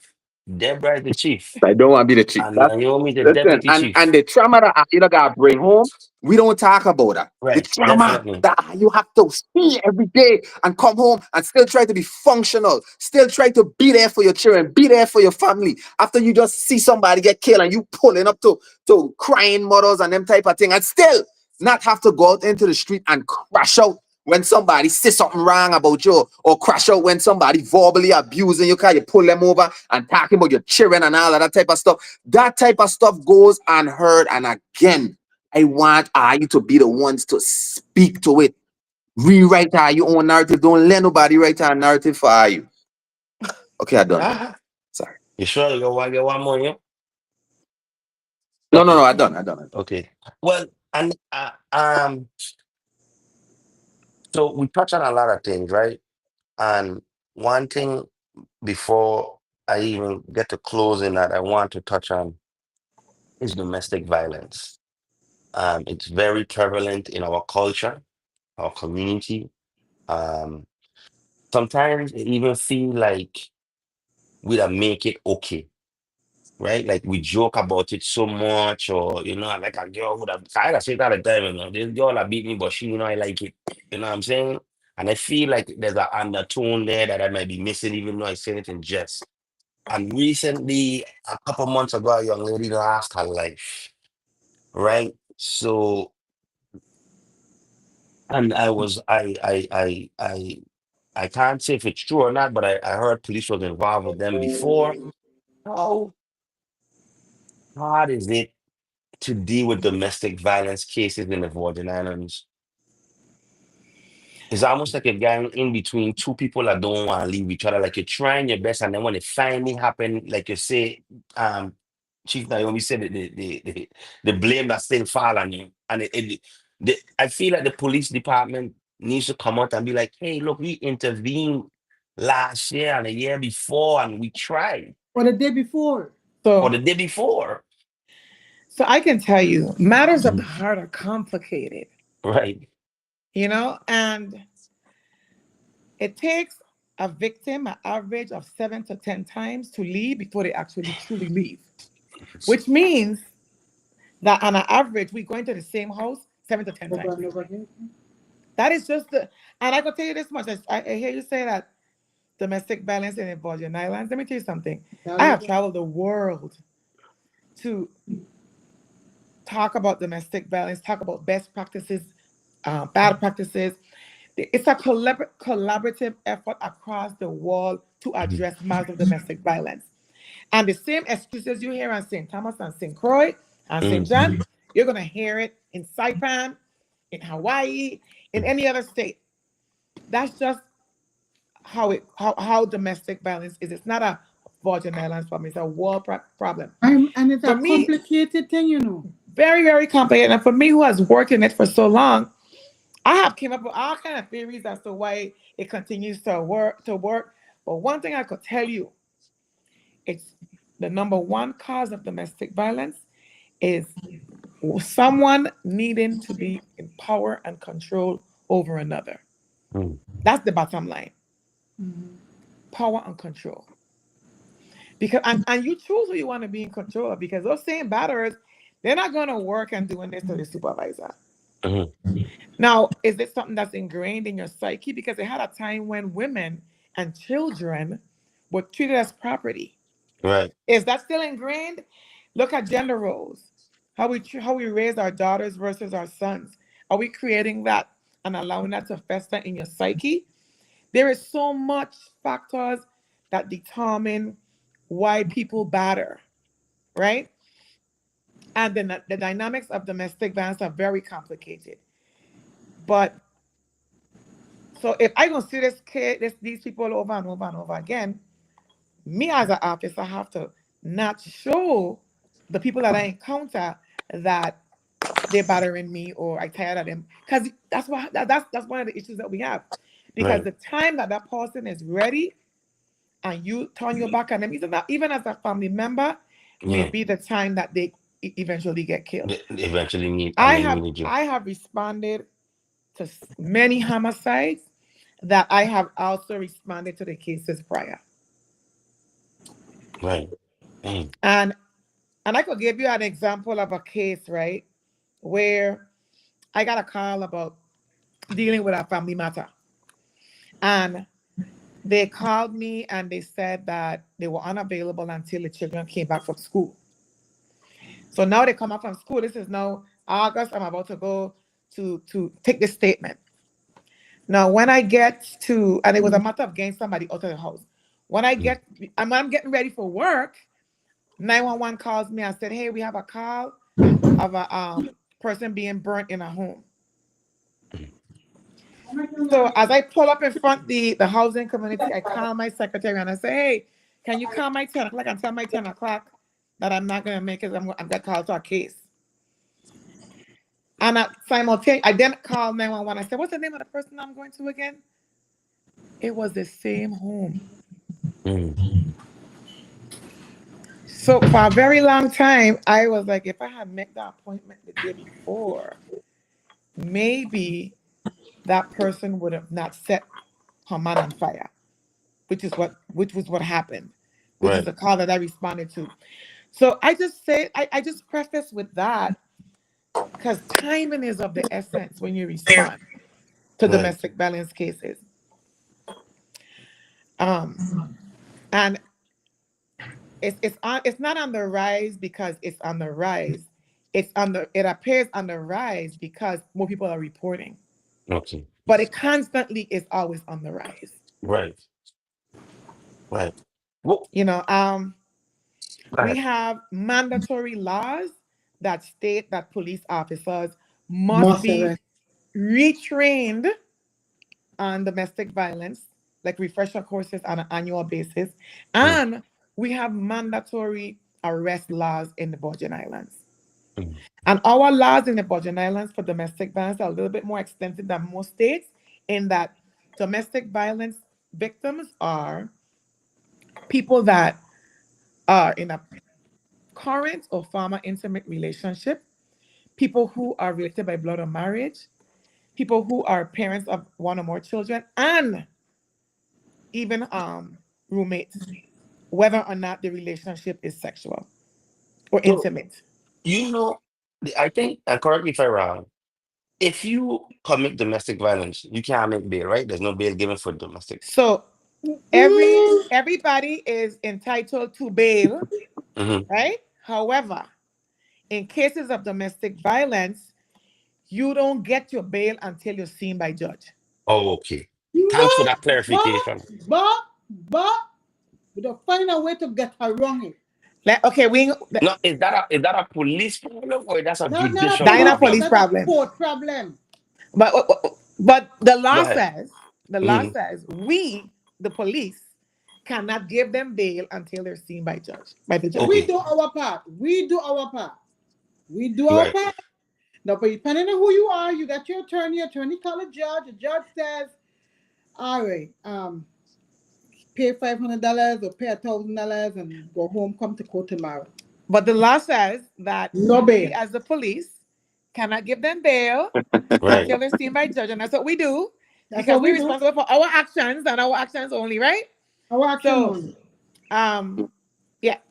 So there is bail, So but I not until you go to the court. so Okay. But in the Because you fix guys it and get I say bail kind for you of that a were lot. seen by the court, but you wasn't seen by the court. You only had two attorneys stack, a judge and an attorney, and that's it. Naomi, Okay, I'm gonna do another one.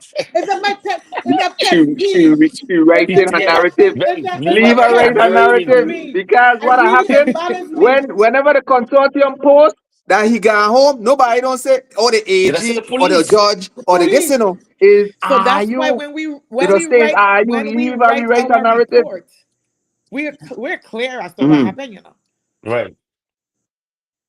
Oh. But when it because hit the internet, no. that's what's And that's the said. issue we have there. Right. Right. And I told you the media got to work with Okay. us too. If And this is the media telling you, write your yes, Yeah. Talk narrative. that talk. yes. Talk Talk that it talk, up. man. Yeah. Talk Talk that it talk, up. man. Whoever dropping the So Yeah. ball, ain't are you? that's It's what the okay to law say. says. No.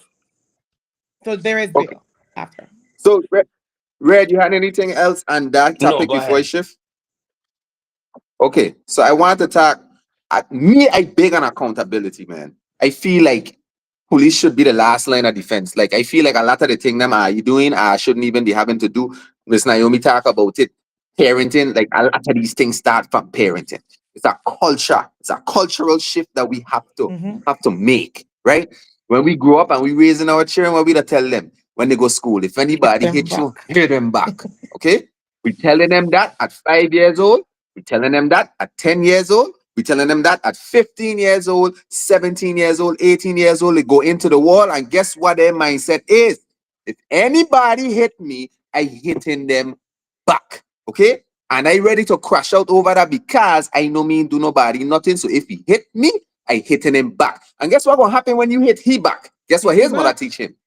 If anybody hit you, hit them back. So now we hitting each other back and forth until what? One of us get tired of hitting each other, and then somebody gotta go, somebody dead. So again, I feel like this thing start from in the Right. household. We have to start talking about Resolution. conflict I agree. resolution. I What I agree. look like. What I look like. So at the end of the day, yeah, he didn't have no business hitting you. But before you hit him back, we figure out what it is we should do. Talk to somebody, tell the teacher, tell your parents. Let's have a sit down and figure this thing out before I go back in and hitting each other back and forth until somebody tired of hitting each other with their hand and somebody pick up a stick, somebody here get bust. So it start from in the household. When we talk about the domestic violence and all of them things, when you get a same 5 year old going school and he come home and say, "Mommy, Shaquina keep hitting me," and you hit you what she hit you for nothing. Well, let's listen. She hit you, But hit her back, but So you see, it and then goes we back to grow up conflict with our young resolution. boys Conflict thinking. Mm. resolution. Learning how to, if we teach Mhm, our child, okay, listen, he hit you, we're gonna figure this out. We're gonna sit down in school, me, you, his mother, and the principal, and we're gonna try to find out why he's hitting. Maybe like you. I remember Mr. Rogers. mhm, I had a boy in school. I used to pick on me. Stephen used to just hit me every day. And Mr. Rogers asked, "Who you keep hitting the girl for?" And he said, "I like her." Now he hitting me because he wants my attention. But all I knew is he hitting me. Me want that kind of attention. I want to hit you back. Because I was told don't take no hit from yeah, nobody, hit them back. And then that's exactly, right. so So exactly. so teaching them conflict resolution. I think that we just need to change that, like you said, change the way we speak, teach them another way of dealing with these conflicts. Right. And I think we could move from where we hitting back to, and we using, and mind you, children nowadays is not the same thing. You probably got in a fight, a physical fight, more than once. So you learn how to take a blow. These kids don't know how to take a blow. So the first thing they're gonna grab is a gun. Bam bam. Because you can't hit them. If you hit them, they're gonna die. Sitting down in front of the TV playing a remote game and actually getting a physical blow in your face is a totally different thing. They don't know how to do that. They Right. don't fight. But if you're They gonna don't- Yes. address problem resolution and conflict and all that stuff, we have to remove that need for that power shift. Right. Because just like in domestic violence, it's a Mhm. constant shift of power.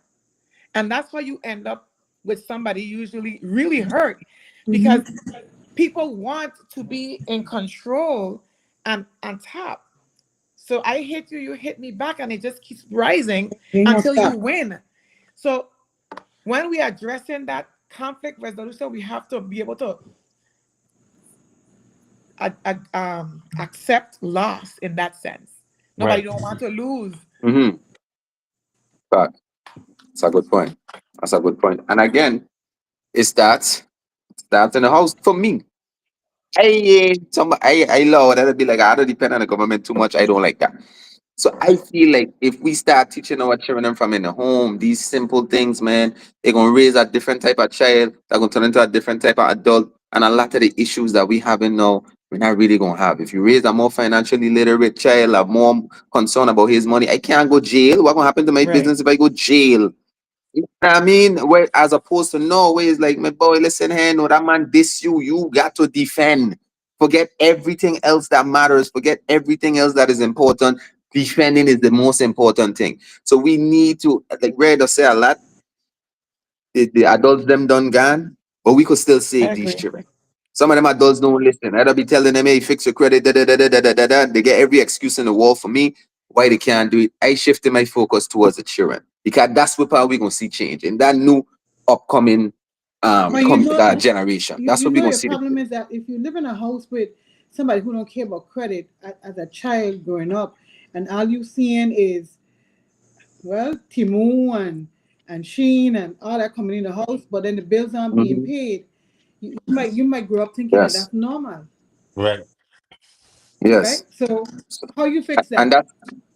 And when you don't fix that's why that, it's it comes back important to be a also in the children. community. I will tell you, that's why it's important to be a community of financially literate people, not just a Right. household. It starts in a household, but it's going to spread. Can know when you're like them get cut off now, and you go outside to play, and your partner then watching your, why your house so dark, my boy? Cause I want like them cut. No, you're gonna feel like yeah, you were just opening up them packages and you were showing off for your partner them because you had all them Timu packages, but they get like, I know they're gonna clung you because they get something as simple as light, and you don't have that.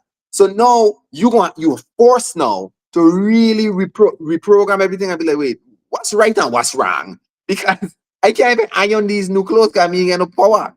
You check. So I feel like in everything, it all starts in the household and they're gonna spread throughout the community. And it goes back to these younger kids that doing okay, the elephant in the room, that 15-year-old that just committed that murder the other day, right? Somebody, somewhere, even if it's one person, somebody, someplace, made that youth man feel that what he was doing was okay.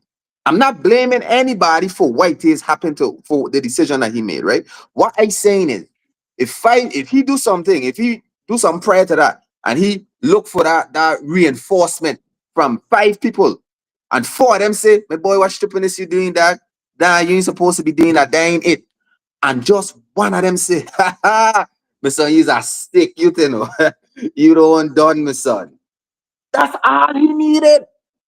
You check? So I feel like it goes back to if it starts in your household, it's gonna permeate throughout the community. And now we have a community of more kids that understand conflict resolution, that understand financial literacy, and understand the importance of staying alive and staying out of jail. My boy Pryor make a video today or whenever it was, and he hit the nail on the head. Like we gotta let these youth man know, show them like, yo, life is good, bro. Life is good. Like, why you want to be in a jail cell for? Who glorifying I that? mean, So that's where these but But in the Kasi, no conversations same is people, we music, say important, that there's man. Go in. still ahead, who Ray. glorifying it. Yeah, Isn't but it the exactly, music? we say these things in Mm-hmm. packets, right? We don't say it as a whole. Yeah. What we see and like it just need a total cultural reprogramming. Like I told people before, the most shared thing and consortium is either gossip or murders, Mm-hmm. right? Anything positive, we as a community don't push that in forward. We don't. You We know ain't what I'm care about saying? it. Like they Mm-hmm. can't wait to share a video of somebody on the ground, a video of somebody naked, a girl getting beat up. That is, we have an insatiable appetite for everything, Negative. most things that's negative. So even if you stay in your home and you teach your child, when you depart from your child and you go to work, the community is reconditioning your child to be a part of that negativity. Mm-hmm. So I always You're just right. say, don't talk to me about police. You know, police is if your child end up in the hands of the police, if you as a person end up in the hands of police, you have missed many steps in life to get there. You didn't just end up here. There's a track record to get here. So we don't emphasize enough. We have to understand that there's two forces at hand. There's one that's going to push this culture, and there's one that's trying to revive this culture. And this Yeah. You know what happened to he and he So, iPhone. you That's what, mentioned the home, and we keep talking about the home, and it starts in the home, right? But one thing we cannot forget is that not every home is able to nurture children. right, Even I the agree. homes in which you have parents that are upstanding. I learned this, right, and it's, even with raising my own children, I saw it somewhere, and I truly believe it. No two children have been raised by the same person, even with the same biological Mm-hmm. parents. And I say that to say that the version that I was with my first child ain't the version that I was in my second, third, right, and so on and so forth. right, So we often ask ourselves, so they're raised in the same house, same parents, how one turned this way? There's so many factors to that. So we have Different issues versions of about you. Yeah. parents who are incapable of teaching the children the right thing. And then we have those that are affected by that shift in your maturity or lack thereof as a right. parent. I agree. I agree with you. And I agree with you what you just said. I agree with what Ray just said, right? But all we could do is Right. control what we could control. Explain something. When I was young, my mother used to tell me, boy, make up your bed, stop leaving your bed. So make up your bed, make up your bed. And I used to listen. It wasn't until I started sleeping over by my partner at them house. And his father used to be like, call us from wherever it is we was playing to come make up that bed. I understood the importance of making up that bed. So what my mother was trying to teach me in my house that I wasn't receptive to, when I went to another house and I hear how serious they was about that same thing, it clicked for me. So even if in one household the thing that needs to be taught isn't prominent, is not there, ain't present, that child have friends. That child have other friends that he don't hang out with. So hopefully, I'm hoping, like I said, we could only control what we could control. But if everybody do their part, majority of us do our part, it might have one or two that's slipping, and we could pull them up like the village that we I claim agree. that we are. Because at the end of the day, if we seen a child lacking listen, from that community where we grew up in a community, passing garden, red man couldn't come to my house and his pants below his ass. My grandmother wasn't having that. And my partner them knew that too. So before we don't say we doing all of this stuff, but before we walk in the house, we doing a self-check. Pull up your pants, do all that. And that's because we are police each other. So when I say it starts in the household, yes, because that's what we Right. could control. But if one household ain't enforcing the things that's supposed to be, that child don't hang out by himself. He get other friends that he hanging with that was taught the right thing and is supposed to. And I'm hoping that it permeates onto that other child. So me speaking from a hopeless place, a hopeful place, and I just saying this is the reason why everything is the way it is because the parents ain't doing right. No, I speaking from a place, if we could try to control what we can control, starting from within our households, and just do what we could do within our household, and every single household take that same approach, it's going to permeate throughout the community. So I ain't speaking from a place where I feel like No, that's that I get simple it. answer to So every what we problem don't, we what we have. miss in a home, we could pick up somewhere else. You'll pick it Right. up in school, you pick Yes. it up in church, and Mm-hmm. wherever else, we have to, it has to be a collaborative effort. It have to be. Mm-hmm. So I Mm-hmm. want to Mm-hmm. know, right? That's what the I village is. want to know No, about great. some of the initiatives the police department is taking in collaborating with the community that we don't know of. Like what because first of all, I just want to say I'm very disappointed that you guys took PAL away from me. PAL was my favorite program growing up. In PAL, that's how I know everybody from Ras Valley. That's how I know everybody from West. Police Athletic League. But it's That back. I don't know that. So it is back, Right, and it's back in full force. right, So we just and we're certified. So we right. were able to get all the certifications on both districts, and PAL is up and running. We pull an officer from one of the units, and she's running it with the help of our community resource officers and Hmm. some school security officers. Right. So PAL is back. That's Now, are awesome. they gonna be? Are they gonna That's be? awesome. Cause when I was coming up, and I don't want. I mean, like I know when I was coming up, there used to be station in like housing communities, right? So Pal was in Pearson Garden one year, and then Pal was in Winston Ramo. So Raymond from the I had to go field. Yeah. Winston Ramo the next year. First of all, in my community, then I had to walk Winston Ramo. Now I know all the field, man. Let me run the field because I gotta go Winston Ramo. So even if they ain't in Pal, I playing ball in Right, Wrongly Field with people from Wrongly Field. You see what I'm right. saying? So No, I is it agree. like that, or is it just one stationary place now? So it just started this year, so I'm unable to say exactly what's going to happen next year. Right. But right now, it's not in a housing community. Okay. It is not. I don't know about Okay. St. So Croix, but in so St. Thomas, it's not. to to touch off of what Red's saying for the folks that may not know, we from Pearson Garden, wrong the field, and Pearson Garden been at odds for years. So having PAL in the housing one in Pearson Garden one year and then having it in wrong the field the next year, it forced us to come together as kids and realize we ain't that different. So now the same way how we playing ball against each other in Pearson Garden, we playing ball against them man in wrong the field. So now outside of PAL, when we go to Cancrain or we go to high school, it's like, oh, that's my partner, man. We used to run ball together. So as opposed to just seeing him as the apps because he live in a different place.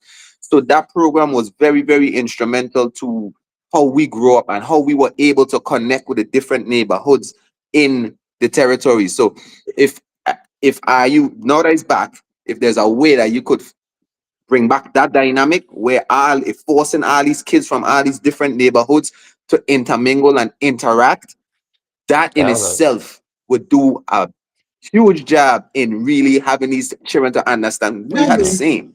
We I just live agree. I couple agree minutes on the because street. we got and St. Croix, east and west, or Kennedy against Harbor View, or Red Brick against Kennedy. So Mm-hmm. yes, if they're interacting with each other, whether it's on a play level right up towards school, it's not no big deal. I know he know me.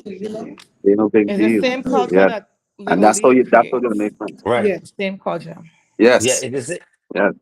basketball. And And But zero see, right, you tolerance all see, those and all of them things. interscholastic so all of those are sports and sports, right? Mm-hmm. All yeah, of those are sports, right? But see, the thing with Pan Wars right. I agree. I agree. is like we come in the morning, we eat breakfast together, we have lunch The together. hands-on things. You Yeah, learn. man, we like Yeah. we Yeah, went on a We going on boat the and we beach. sail around the Yeah. island. I have beach days with people. You see what I'm saying? Like right. Police Even to Athletic things League like arts was and So for crafts people like right. that you We have could learn arts with and crafts, yes. right. man. Yeah. Listen, So for people like Redman who wasn't oh athletic Jesus. and Oh, that's couldn't my play no kid. That's ball, why he like the that's little league that was thing. his place. No, I could have played ball. That was his place. We Yeah. No, that but hey, we was got his other sweet spot. agencies within government though that have responsibilities. So we end up with the negative aspect, but there you get education that have their play in this role. Definitely. And if education idea is if we have issues with conflict resolution, the kids aren't getting along with each other, it's to sweep it under the rug. You're never going to get it fixed. Right. And that is an True. issue. That is an issue. So sometimes we don't want to say things because it gonna balloon. We don't want it to mess with our accreditation process, so they don't say things, and then it balloons later down. Yeah. Now where he saw somebody who hit him when he was in high school, they don't get along. The next thing is to kill him, shoot So him. that's what I want to ask you. Exactly. Does the police department interact with these other departments like We do. education, We human got school Yes. services? security, so the school Yes. security unit is in the school. Mhm. We're sitting in parental conferences with children that have conflicts with each other. That's what our school security unit does on a regular. So we don't want to. I guess we don't toot our hand enough, and you're correct. We don't, Mhm. because we're involved in so much.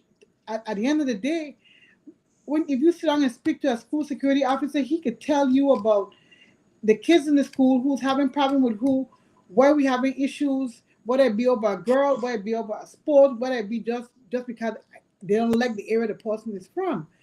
And those are the things that we do on a day-to-day basis at work, Right.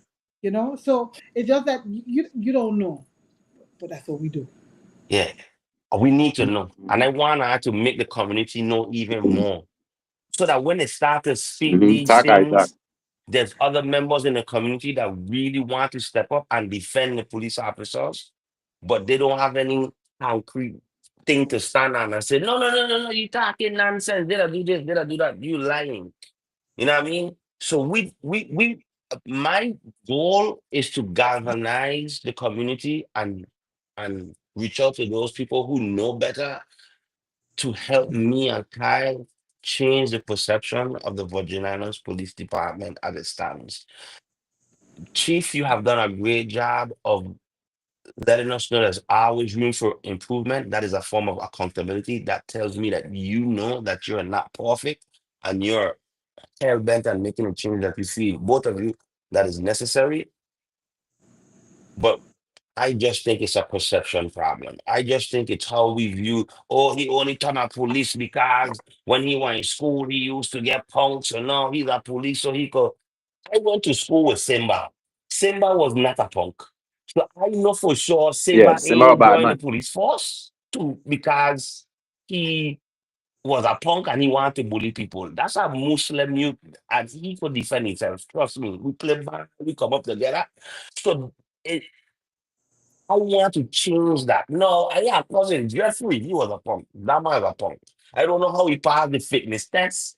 Man, He What? shook it with bad. me. I don't You even know how got to it. join the police force, but He yeah. took off like Bob episode. All right with me. So that part there we're gonna talk about. But I just want to say that it just needs more visibility, not just on the street as big cops, but perception wise. So people could stop having these narratives. Vernon is not a punk. Vernon, uncle and me is very great friends. So when I was coming up, he wasn't a punk to me. Vernon is a good guy. You see what I'm saying? So I didn't see Vernon as a guy that was going to school and he was going punk and then all of a sudden he turned a police. That wasn't his trajectory. A You see lot what I'm of the saying? things, a lot of the things that we don't be hearing is regurgitated stupidness that been said for years and years and years, right? Because Timani, Nick, J Jorgen, all them dude is my partner, them dude they no punk. So this is why he's saying like them is all narratives, and this is why it's important to do what? The narratives. Rewrite your narrative.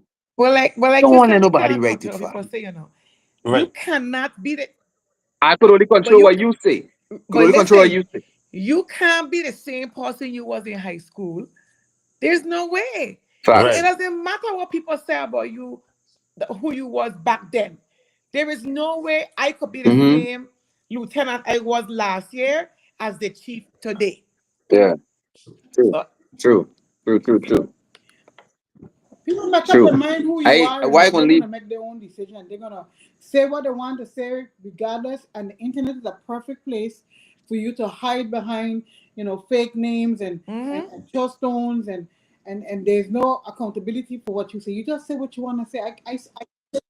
So again, my message ain't for I to defend myself. My message is for I to speak from our heart and write our own narrative. My message ain't to go in there to the negative people and respond to each Yeah. one. No, we We Well, can't. I ain't can't do responding that. to none. None. This I've is never what I'm done telling that. I mean, you. in my mind, I want to, but Yeah. I would never do that. Yeah. So I would never stoop to We their level if they believe that they could solve it. I mean, I don't even know why they're even wasting their time. But I, maybe sorry. Naomi and I could handle it, but we may have other officers that are deeply affected. Because one of the things that's very difficult is that we listen, you call 911 for us to help. And when we reach, you're getting cost. Like that'll Mm-hmm. mess with some people. And it makes no sense. I Yeah. mean, you the first person you call is us. But then when we do what we're supposed to do, you know how many officers have worked under my supervision and they make an arrest and they're just patiently waiting to see it being posted. And when it's posted, the first set of comments, probably most of the comments are negative. That's difficult because especially like in investigatory type work, you spend months, sometimes even years on a case. It's not an overnight thing, especially economic crime. Paperwork, subpoenas, bank records, those things take time. So you work hard, and then the first thing they tell you is being nothing else better to do, being a murder to solve. It's just as important. But and I then got to what I models to what start by one to help. what We what got I plenty models. what I That and frustrated me about the there's public not is But they ain't that want to there's talk. not a murder that happened and nobody don't know about. Somebody know exactly who and Exactly. why. And even when you tell them, I So can't Crime Stoppers, 1-800-222-TIPS, call that number. There's a reward or an incentive for you to help me. Give me information that I may not have.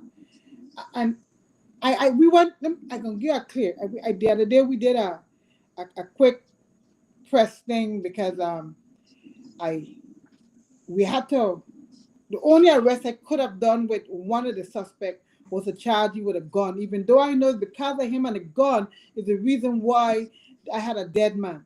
And I had to go to the community and say, listen, I need your help. I showed him a video. Alice was there. Look, Alice was there. Alice passed by and saw who was there, hoping that one of the persons who passed by saw themselves on video and said, she right to know. I was there, maybe. Let me call and say who I saw over there by the car, you know? And then the remarks underneath the video was, but if they get all the information, why didn't they make an arrest? Check out if I had all of that information enough, I would not be here asking you. for You help. don't understand. I'm here because I need to go that extra hurdle to get that additional information that I have to take back to the AG's office and say, this is what I have. Sometimes it's just mm, One little thing. one little One thing little piece. that you might have the answer to. Well, Just one little thing. did I speak to all so both sides of the mouth because one time you get too much overtime. And then the next time Don't is you enough you're wrong. So I don't don't know start me which on one you that. want. Don't start me on that. You know why? Because when my first week in this position, let me just say my first month in this position, right? Every single day, somebody need police to come to their personal events. Now, me saying this because Right, they need us for everything. right, Some people want waivers for their events. They want They to pay want for to the pay. permit. They want this. They want paper. But so who gonna pay us? right, Now, if you pulling me from my regular duty to go to your fundraising activity, and you're not paying us, who's paying us? right. You can't have it both ways. You can't have it both You ways. can't talk about how much overtime we make. And let me tell you something. I'm big on the Pareto principle, 80-20. So if we have 20%, if we have a problem, it's only 20%. Right. Most of the 80% doing what it's supposed to do. So Right. if we have somebody who you feel or maybe taking advantage of something, we know what we're dealing with it. We have strict policies in place that you may never ever know that we deal with our own police on. But for the most part, the 80% of us are overworked and underpaid. And not paid. Whether you think that overtime looks or seems exorbitant, when you compare it to our lives on the line on a daily basis, we walking into the fire, not running out, not running away from it. When everybody else Right. running, we going towards it. When you in your bed and we coming out our bed, and yeah, we sign up for it, but it comes with a price, and It it is does. that simple. And I Back am it not, back. I am not going to fall. Listen, everybody want to tell us how to do our job. Everybody want to tell us they're making too much money. Deal with it. Nah, it's worth every penny Right. plus some. I will see, and one thing a year or two ago, in Jayad, one of your service members lost his life. So when you're telling me that it worth every penny, I could only imagine how much pennies it worth. You know what I mean? He paid the ultimate The ultimate sacrifice. price. The The ultimate ultimate price. price. He didn't Right. even For reach doing into the his building, job. and he didn't even reach into the building yet. He was on his way He to didn't the even get building. to eat his breakfast. And his anniversary is in a couple of days. So I mean, listen, you're touching a lot of our hearts with mentioning that, because he And he was a didn't good even guy. get to eat his breakfast. All Hmm. he hear is somebody need help. He went to help a fellow officer. He didn't make it home. The ultimate price. So don't tell me nothing about no overtime. And you know what? Keep saying it. That person got arrested without even getting Calm. harmed. I mean, That's like another. up here, he wasn't gonna make it Keep to no searching the precinct. website and You see what watching I'm it, saying? and maybe you could come and help us. All right, Definitely. exactly, exactly. So again, I hear, but listen, rewrite your narrative. I was gonna say, but what you said about economic crimes, oh, why I don't go? You get so much people getting killed and I ain't doing nothing. Boom. Yeah, we need our help to help us Right. do something. You ain't want to Right. say nothing. So don't worry about the economic crime. We need our help here, you know. We Right. got this. But I Yeah, need your paper Right. help over trail. here. They got paper And you ain't trail want with to do the nothing. economic crime. But Right. the other one, Exactly. Economic crimes. I Right. don't need you. I need your Right. head. But yet you ain't want to do, but yet you want to still open your mouth to come tell me go solve a So murder. one what Imagine last that. you tough know about. question. Crazy. I get one last tough question here for Okay. the chief them. Right? I don't know if it's tough because I seem pretty tough anyway. There's an issue with a lot of guns in our community. And I know it is not the police department's job to prevent guns from coming into the community. But what measures are you guys taking? What other agencies are you You in don't think that's conjunction with? unfair though? No, Because well, it's the well, federal government that control our ports. So yes, it's not the local government, the federal government. right. And So and anything coming and to the airport, anything coming through the sea, federal government. but let me add to Right, that, Naomi. We have stricter Gun gun law. laws than the federal government locally. right, locally. So Which I do know. Some people say you're infringing on their constitutional rights, by the way. And That's some how but people strict it yet, believe is. because they if have a you look at possession your of a firearm. commentary, they talk about who bringing it in. Which one do you want? But my question is this, right? Not that you could prevent it, how difficult does it make your job knowing that there's so many guns in the street? Because I know I do a gun drive the other day, and when I see all the guns that are on the table, they all look like they were from 1956. They look like people are just bringing in some old gun So in. They go to one. let's not, we pointing fingers as to We who gonna bringing be them in, but glad. let's not Exactly what I'm forget gonna that we get. have another issue with the ghost guns. Yeah. Right. And they're Yeah, coming oh, in parts definitely. now. They're And those coming in coming in parts. parts, and then they come in here and they putting them Assemble it. together themselves. So um it is challenging. Hmm. I'm not gonna sit here and tell you that, it's as if we come in to sweep up the mess after the fact. But it's I remember being part of you know, we also have government also have the gun violence unit. Name me what Mm, they Mhm. call. that's They it. got That's African Office gun of violence Gun Violence prevention. Prevention. So we collaborate with them as well, but they have a task too. So it is difficult. We are aware that we're gonna need some serious help to address the fact that they're coming in. We've made some progress in some information that we're working on as far as the ghost guns and when who is putting them together and that kind of stuff. So I'm not gonna sit here and tell you that it's an easy task ahead of us, but we are aware that it's something that we have to Yeah. definitely put our hands. Don't forget, customs have its role. Postal inspectors have their role. We only know about it when a crime is committed, and then we do the background Right. and gun. But then we realize, I mean, the ghost guns are clear. You can tell there's no serial numbers and all of that, so we know what that is. But the ones that come in, like I had a case where the gun was stolen. Let's say on November 5th, out of Atlanta at a seriously out of Atlanta at a pawn shop, and 10 days later was in St. Croix. And I only know about the gun being here because you don't play with woman. You don't hit her, and she gonna forget your back. Say she gonna tell, and I only know because of that. So the woman tell, and we fix it and get it. Yes, so true. That's how I know. Don't play with woman. If you are a good Samaritan. Yes, and I love it. Yeah. She was I a good love it. Didn't ask Samaritan. you about it. We got the gun. But 10 days after the gun was stolen in Atlanta, it was here. Mhm. So, and it came it came to the post office Right.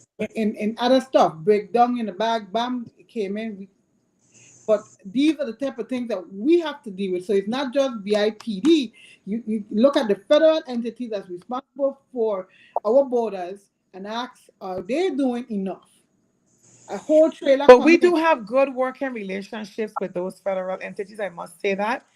The postal inspector, we have good working relationships with them, and we also have task force officers that are assigned to some of those federal agencies. So we're addressing these But concerns. do you guys feel overwhelmed? Is Of that a course, feeling of the police of department? course, Because of they course. say somebody like 10 call is sick, and I just figure I just say, man, to hell with it. We want out, we need a break. Was that the Well, It's case? overwhelmed. the job is overwhelming. Okay, the job is over. Just there's no way to make a chief know, no. Hey, she gonna be a politician after this, you know. You check it out. You gonna be a politician after this episode. They tell you look for her on the ballot The day. job is I, overwhelming. I ain't sure. I ain't sure Miss Naomi gonna be one yet. Guys, I, No, I she man. done she turned gonna them be out ready to tell already. it. I tried. They didn't like me, so I ain't going back. You target you It's you you you overwhelming, are tell it like and it is rough. when your men, so it is illegal for the police department to be part of any job action. But so I don't know. I can tell what I can tell you though is that I try to have a good working relationship with the union presidents so that Mhm. before it gets to that point or even after that they could feel comfortable coming to my office and Right. addressing the issues because in all fairness we still want our officers to work in good conditions. We want them to have good Yeah, working cars. We want the area in which they got to do their work to be conducive to good work. So we're not going to dismiss their concerns, and we're not going to dismiss that they have valid concerns Right. when Yeah, they kind of Right. do. so we're not gonna dismiss that at all, because we can't solve people if we can't if we're not well enough to do so. And that means when you come to work, you have to feel comfortable, you have to feel safe, you have to have a good place that's not too hot. Right. You have to have a In the car air that condition. works. You have to get I, the money that people owe you. You have to have a contract. Mhm. Those are things that they should have, and if they don't, they have all rights to address those concerns. But we know that it's illegal to have a job action in this capacity. Okay. Okay. I have a question. I have a question, right? I have a friend, mine as a police, and he mentioned to me about a consent Mhm. decree, right? And how that could be affecting our youth from doing our It sh- jobs No, I it think shouldn't. effectively. It it's not all a the con- It no, should no, It not. no. shouldn't. Now Okay, I talk to can me tell about you that. I can Let tell me you let me know I I can tell thought. you though that it can be a deterrent for them because it just means more paperwork. Mm-hmm. So for the audience that ain't too sure, I understand what consent So decree we're is. Can you being just explain to monitored them what it is by and the the whole Department of situation? Justice. So Mm-hmm. several years ago, it was determined that we were engaging in um, use of force and they were not being reported. So now we're being Mm-hmm. monitored, and there's several different paragraphs that we need to address. That's the term that is used, and it's accountability, it's reporting in a timely fashion, reporting. So those are different areas that we have to do better, that we're being monitored on. So I hear them when they say it's it can be a deterrent, but it should never be a deterrent because you're gonna get hot if you're used if you're reluctant to react because you have to report. All it means that if you use force, document it and justify exactly why you use Mm-hmm. force. Okay. Mm. Mm. Okay, How to got use you. force? From his point of view, he was saying it'll make them second guess But it their should because be. actions. Like because if a people It are should be situation because where second. they they got to get out of the mentality of worrying if you're getting involved in and you're supposed that you have to document it. Your goal is to get home safely to your family.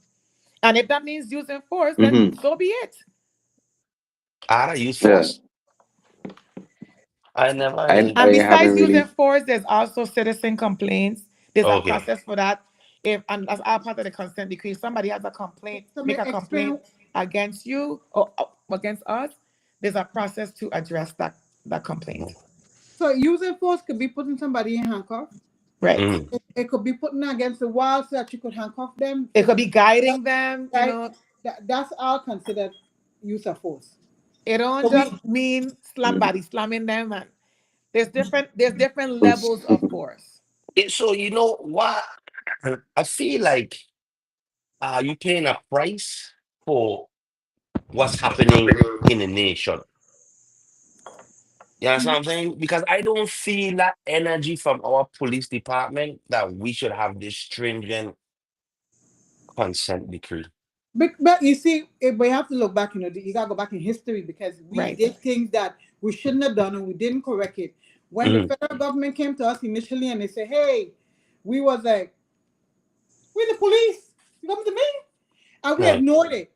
right. That's where we Okay. ended up under consent decree because we ignored it.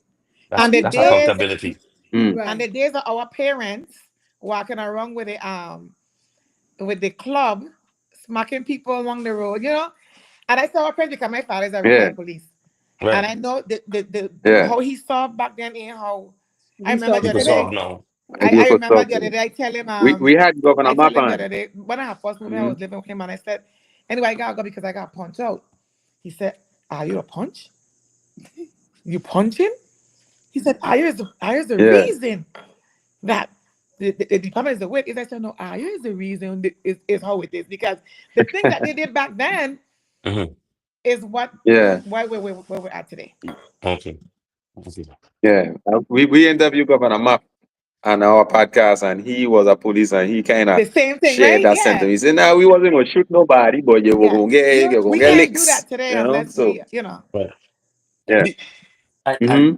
first thing, Gotcha. Makes sense. I'm happy you guys spent 2 hours plus with us. 40 extra minutes back the See scene, that? so probably about 3 hours because you got 30 minutes. I ain't gonna say who had technical Mm-hmm. difficulty, but yeah, it is what it is. Um, Before I let you guys leave, can you just touch on like what more initiative the department have available to the public, whether it be domestic violence, family resources, conflict resolution, police athletic league, anything of those nature that we might not know or be privy to? 'Cause I went on the Virginia Police Department page, one thing I know for sure is people don't really follow it. You know what I mean? People don't really stay up to the times about what's going on and what you guys are pushing out there. And I think they should do it more. I think they only look to you to see who went jail or who are you arrested or who they, and it's more to policing than arresting people. so a lot of things that we have planned are not in place as yet. Mhm. Um I I finally just got my notepad, so I'm no longer acting. Um Yeah, thank you. congrats. Congrats. Congrats. You know that no process is That's a it. process. So I Yeah. have a lot of things planned, my team and I. And one thing I must say is that I think it's an honor to serve alongside people like Naomi and St. Croix because we come up in the trenches together. So what we are able to do is share good and bad practices between the two districts, Hmm. and I would adapt things that she might suggest and vice versa. So we're looking at it collaboratively, and we're working on some initiatives for the people of the territory in short order. Are we gonna get some big cops? I like big cops, man. Yes, yes. I like police So But and the we, fourth. you Like I don't. see. But we do have We beat do. up.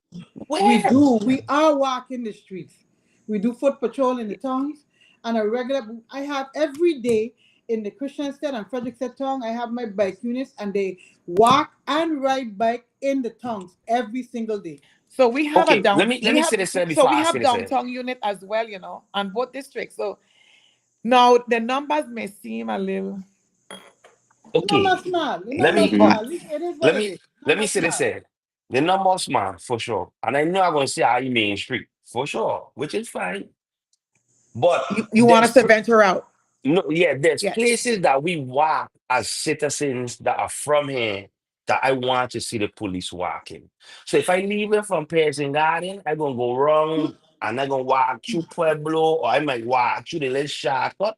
I would love to see a police officer walking from Pearson Garden to housing through the shortcut up the avenue because that's where we are, right? We are just crump up in front of Kmart, crump up in front of Wheatley Center, down there by the we no. So I would there's a especially for our older parents and older people in the community, there's just a sense that I could come out of my porch 8:45 every morning and see officer so and so walking this part right there.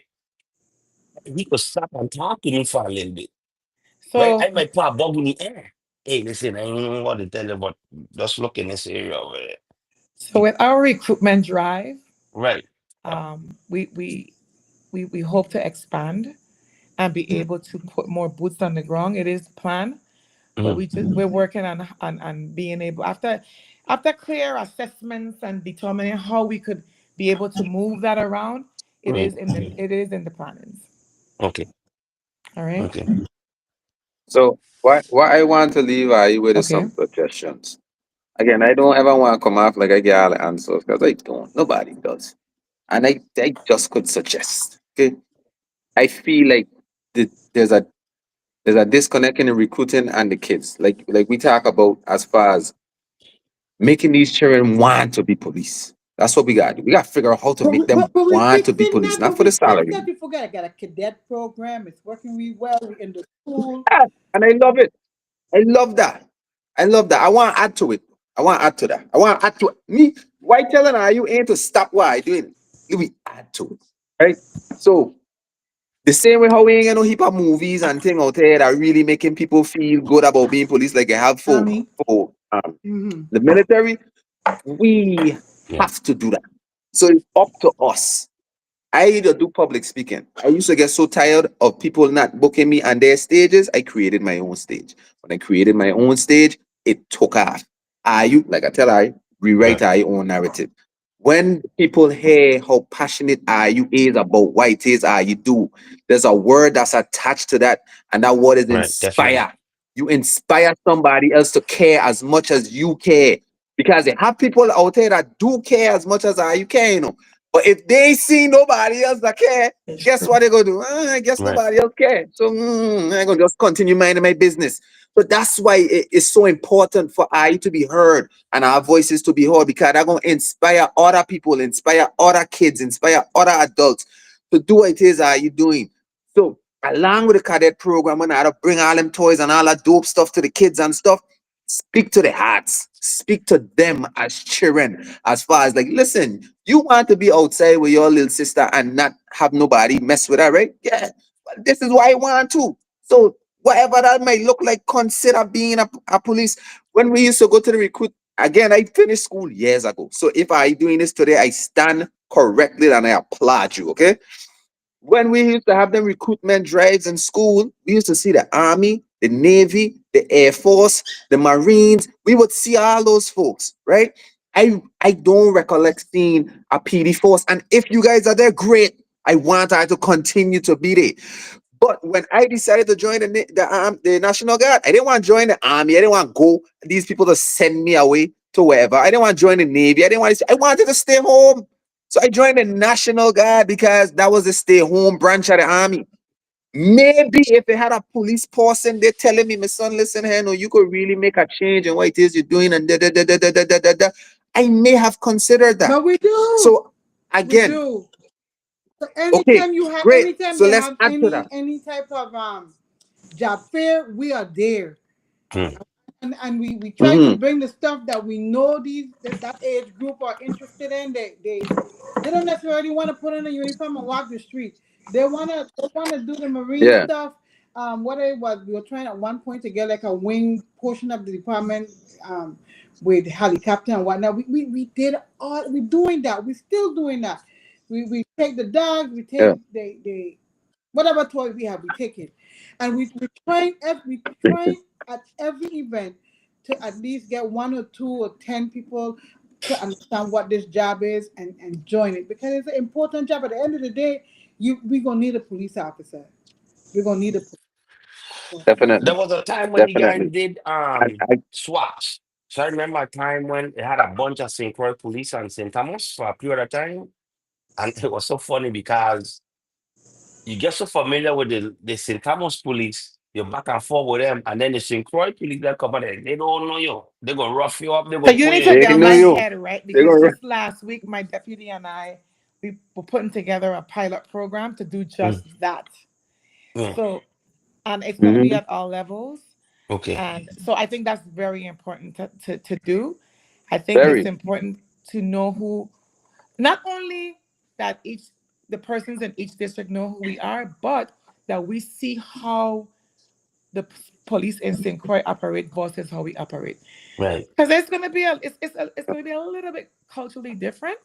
So we are working on Yeah, that to present right. to yeah. And yes. it's effective. That is effective, especially Juve. Juve, we don't Yeah. see that all the time. And them crucial ain't playing Yeah, cause they when know they coming you. up the road. Like move. Like they ain't exactly. Me, you know, if I'm no place, I would hawks you up So and we go do back that St. for Croix. the So celebration, the that carnival, and the festival. So we can't do it without mm-hmm. each other. Right, So of definitely. course on Of what it course, is of Wednesday. course, of Wednesday is course. Juve. Mm. Right, Wednesday, Thursday. Oh Yeah. right, yeah, that's true. That's true. That's true. So, like I said, man, what all the stuff that you guys are doing, amazing job. Continue doing it. But there is that disconnect that we need yeah, to bridge, and that's why we really glad that you come on this definitely. platform and talk to us for as long as we spoke. Because just from hearing you passion, I could see that you giver, you Right. care. And the rest of the world need to see that. And that level of care going to inspire other people to show their care as well. Instead of Right. hiding it. And then that going to pour me into the community and we're going to get a better Anytime I community. So see kudos to you guys. Deputy Acting Chief Naomi on the screen, and this you know disrespect on the hit to you, it sounds mundane. And in reality, we such passionate people, like how she speak here tonight. It This is the Yeah. first time I ever talking to you. The This is first the time first I hear all her the speak time like when I that. see you is when you to that podium announcing some craziness that happened and how you feel. So how you expect me to do that there? No, yeah, because I'm gonna tell you why. I I'm gonna tell you That's why. his I'm point. gonna tell you why I That's his expect you to point. do that today. Because we are not, when you present the way you're presenting, that is playing a lanta with our eyelids. I want you to show me you the way I know you to be as a Prussian, as a Tonian, as a Vordian. Talk to me like that. When you start to talk to me too much in a structured way, we are too now. It's like It's almost teaching. like, yeah, we Yeah, are too we're now. gonna But tune see, out. when you talking to me with a I just heard passion, what Trump say. then I get to feel it I like just heard what I Trump have say a and responsibility to Naomi because I could feel her passion. I have a responsibility to Chief Deborah because I could feel that passion. But when it just sounds yeah, so yeah, polished, it yeah. just don't resonate with Virgin Islands people. You That know, don't you're the resonate first with us. person that Fact. called me polish. because I get accused every day of my mouth getting me in trouble. Oh Because no, I I know you're getting in trouble, you know. I just mean when you're doing the formal thing, The no, that's what preaching I'm on the saying. listen, stage, Even yeah, at yeah, those, that even at those those press conferences, I get myself in trouble. So you're the first one that's saying so that I so let me let me mundane. let me So I don't know how to let me make give it you middle some, ground.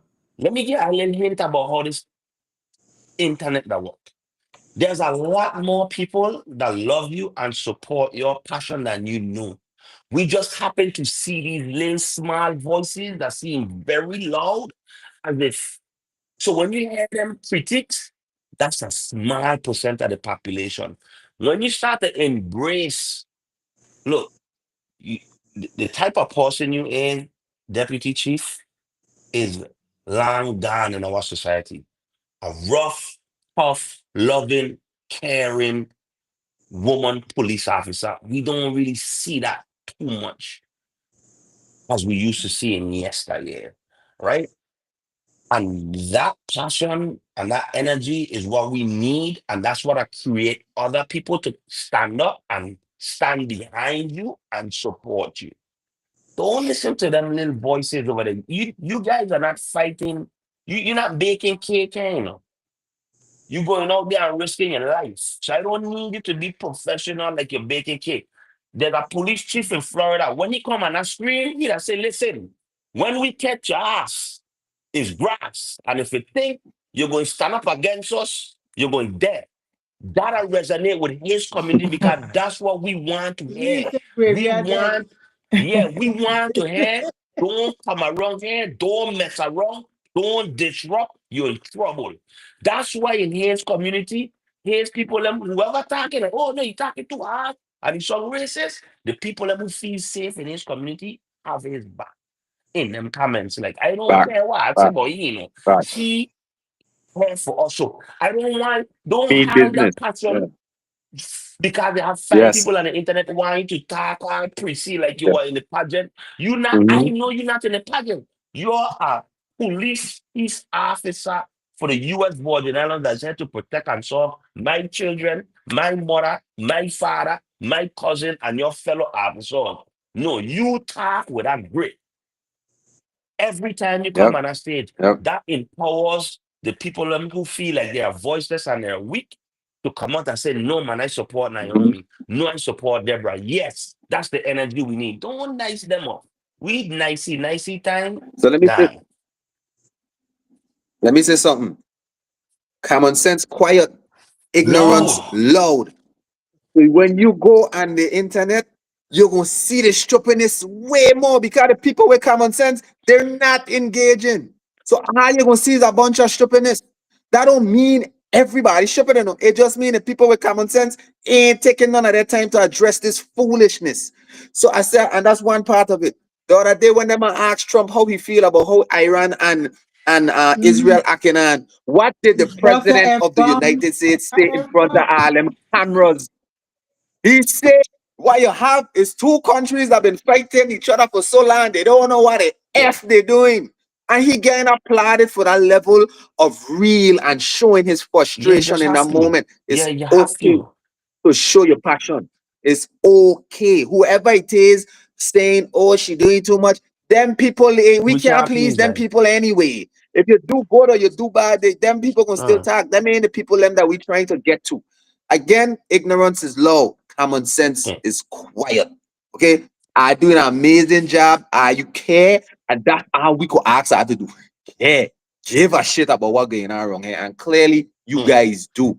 Don't let it noise interfere with how effective I do what it is I doing. Continue caring, continue being passionate, and I telling you, you're going to impact others and you're going to inspire. Listen, you in the And battlefield, you I know. think You in the battlefield. You in the battlefield.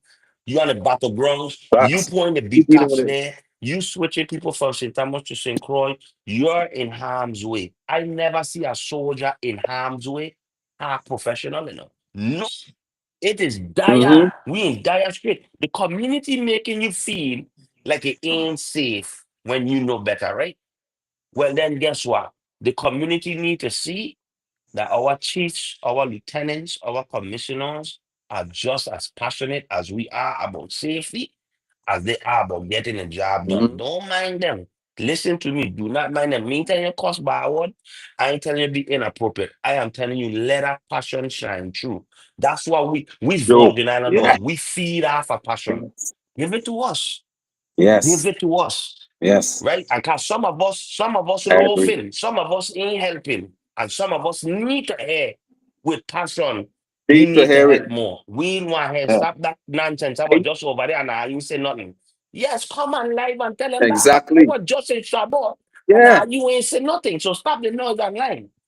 When I come there, come and see me, Mm-hmm. come down to the police station and help us defend the community. If not, shut your mouth.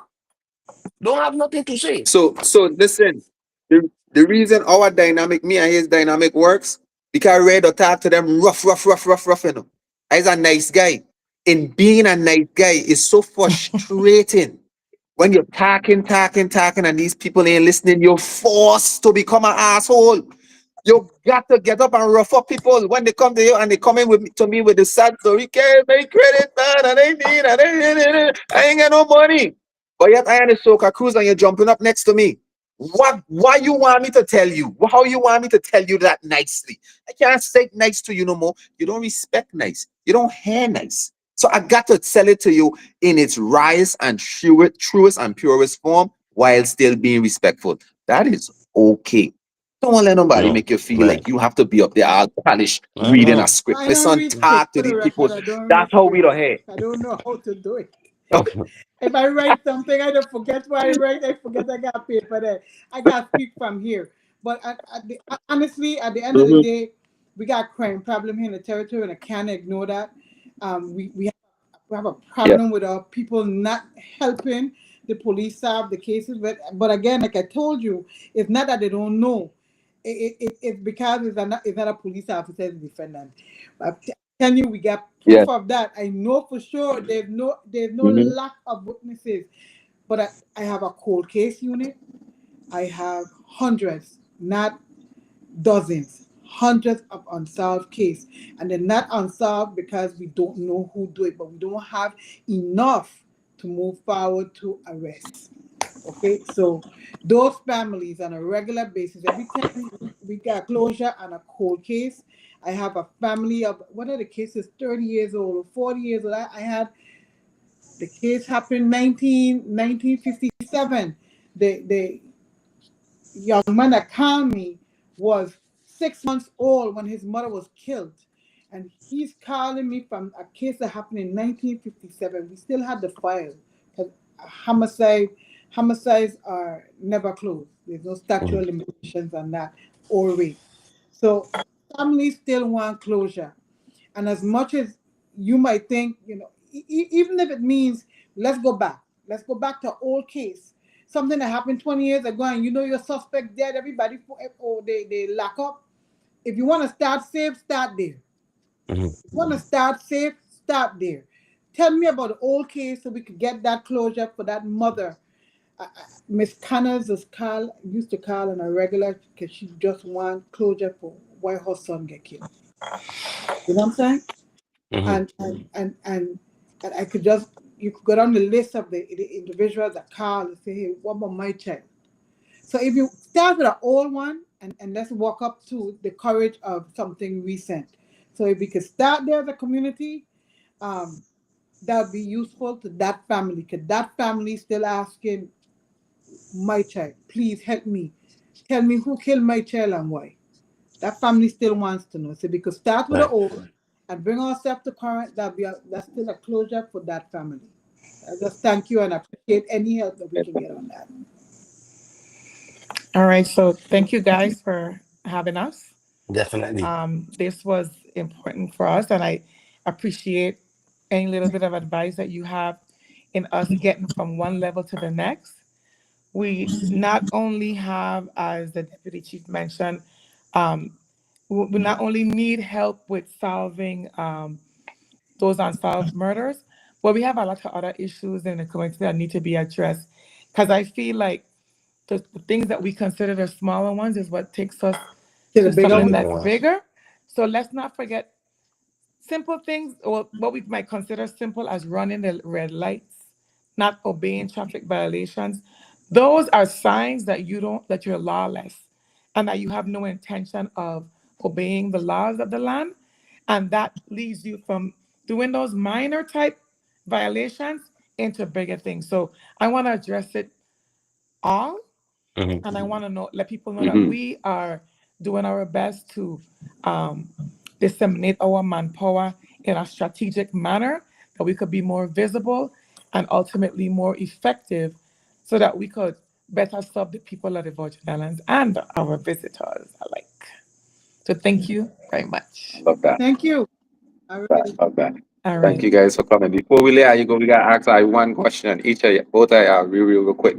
So on the Caribbean Currency Podcast, we know currency to be money. We know currency to be monetary value. My most valuable form of currency is knowledge, because I feel like whatever it is you learn, you can't unlearn it, and that knowledge could take you places and give you the power that you need to impact change. Red's most valuable form of currency, I let him tell it. Relationships. I think relationship matters. I think once you develop great relationships, especially amongst your peers and in the community and your colleagues, it takes you a very long way. In your own words, what would be your most valuable form of I currency? think for me, not I think, you have to be true to self. Mm, And that's Hmm. ultimately what matters. And you have to live and speak, do everything from within. Wake up and live. Yes. mm, Wake up mm. and live now. What about you, Miss I don't Naomi? know why let she talk first. Because it's true, you gotta be true to yourself, you know. I try every day. Hmm. I am not trying to be anybody else but Naomi. Mhm. You know, Yes. I am a little brash. And you're right, I rough and tough. That's me. I love Won't it. always be this way. I ain't about to change. But for me, it's about loving, taking care of the youths, the young people. My grandson does, he don't, sometimes he love hate me because I don't play with him. And I tell you, I gonna watch. One Hmm. thing ain't gonna happen is that you ain't going Golden Grove. So hate Mm, me all you want, but Yes. you ain't going Golden Grove. And that's what I want the people at the Yes. Virgin Islands to do with the kids. Them that you're gonna go Yes. any place, but not there. And yeah. you're gonna do Not what you there. got to do to make sure they're educated, and stop wasting time, man. Buying them the fancy clothes. So to me, the biggest currency is planting that inspiration in the young people, Mm, teaching them. So when they Yes. grow up, they're teaching somebody else, and we're fixing this problem so that we don't have this continuing.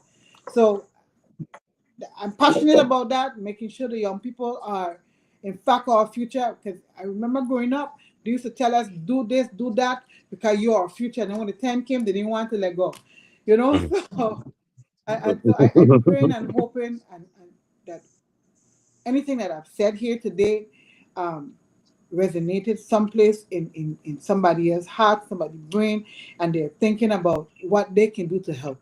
So the biggest currency is to get the Virgin Islands safe for all of us, Yes, regardless Oh, of I who love it. you Well are, said. where you come from, in your Well walk said. of Well life. said. Make it safe for all of us.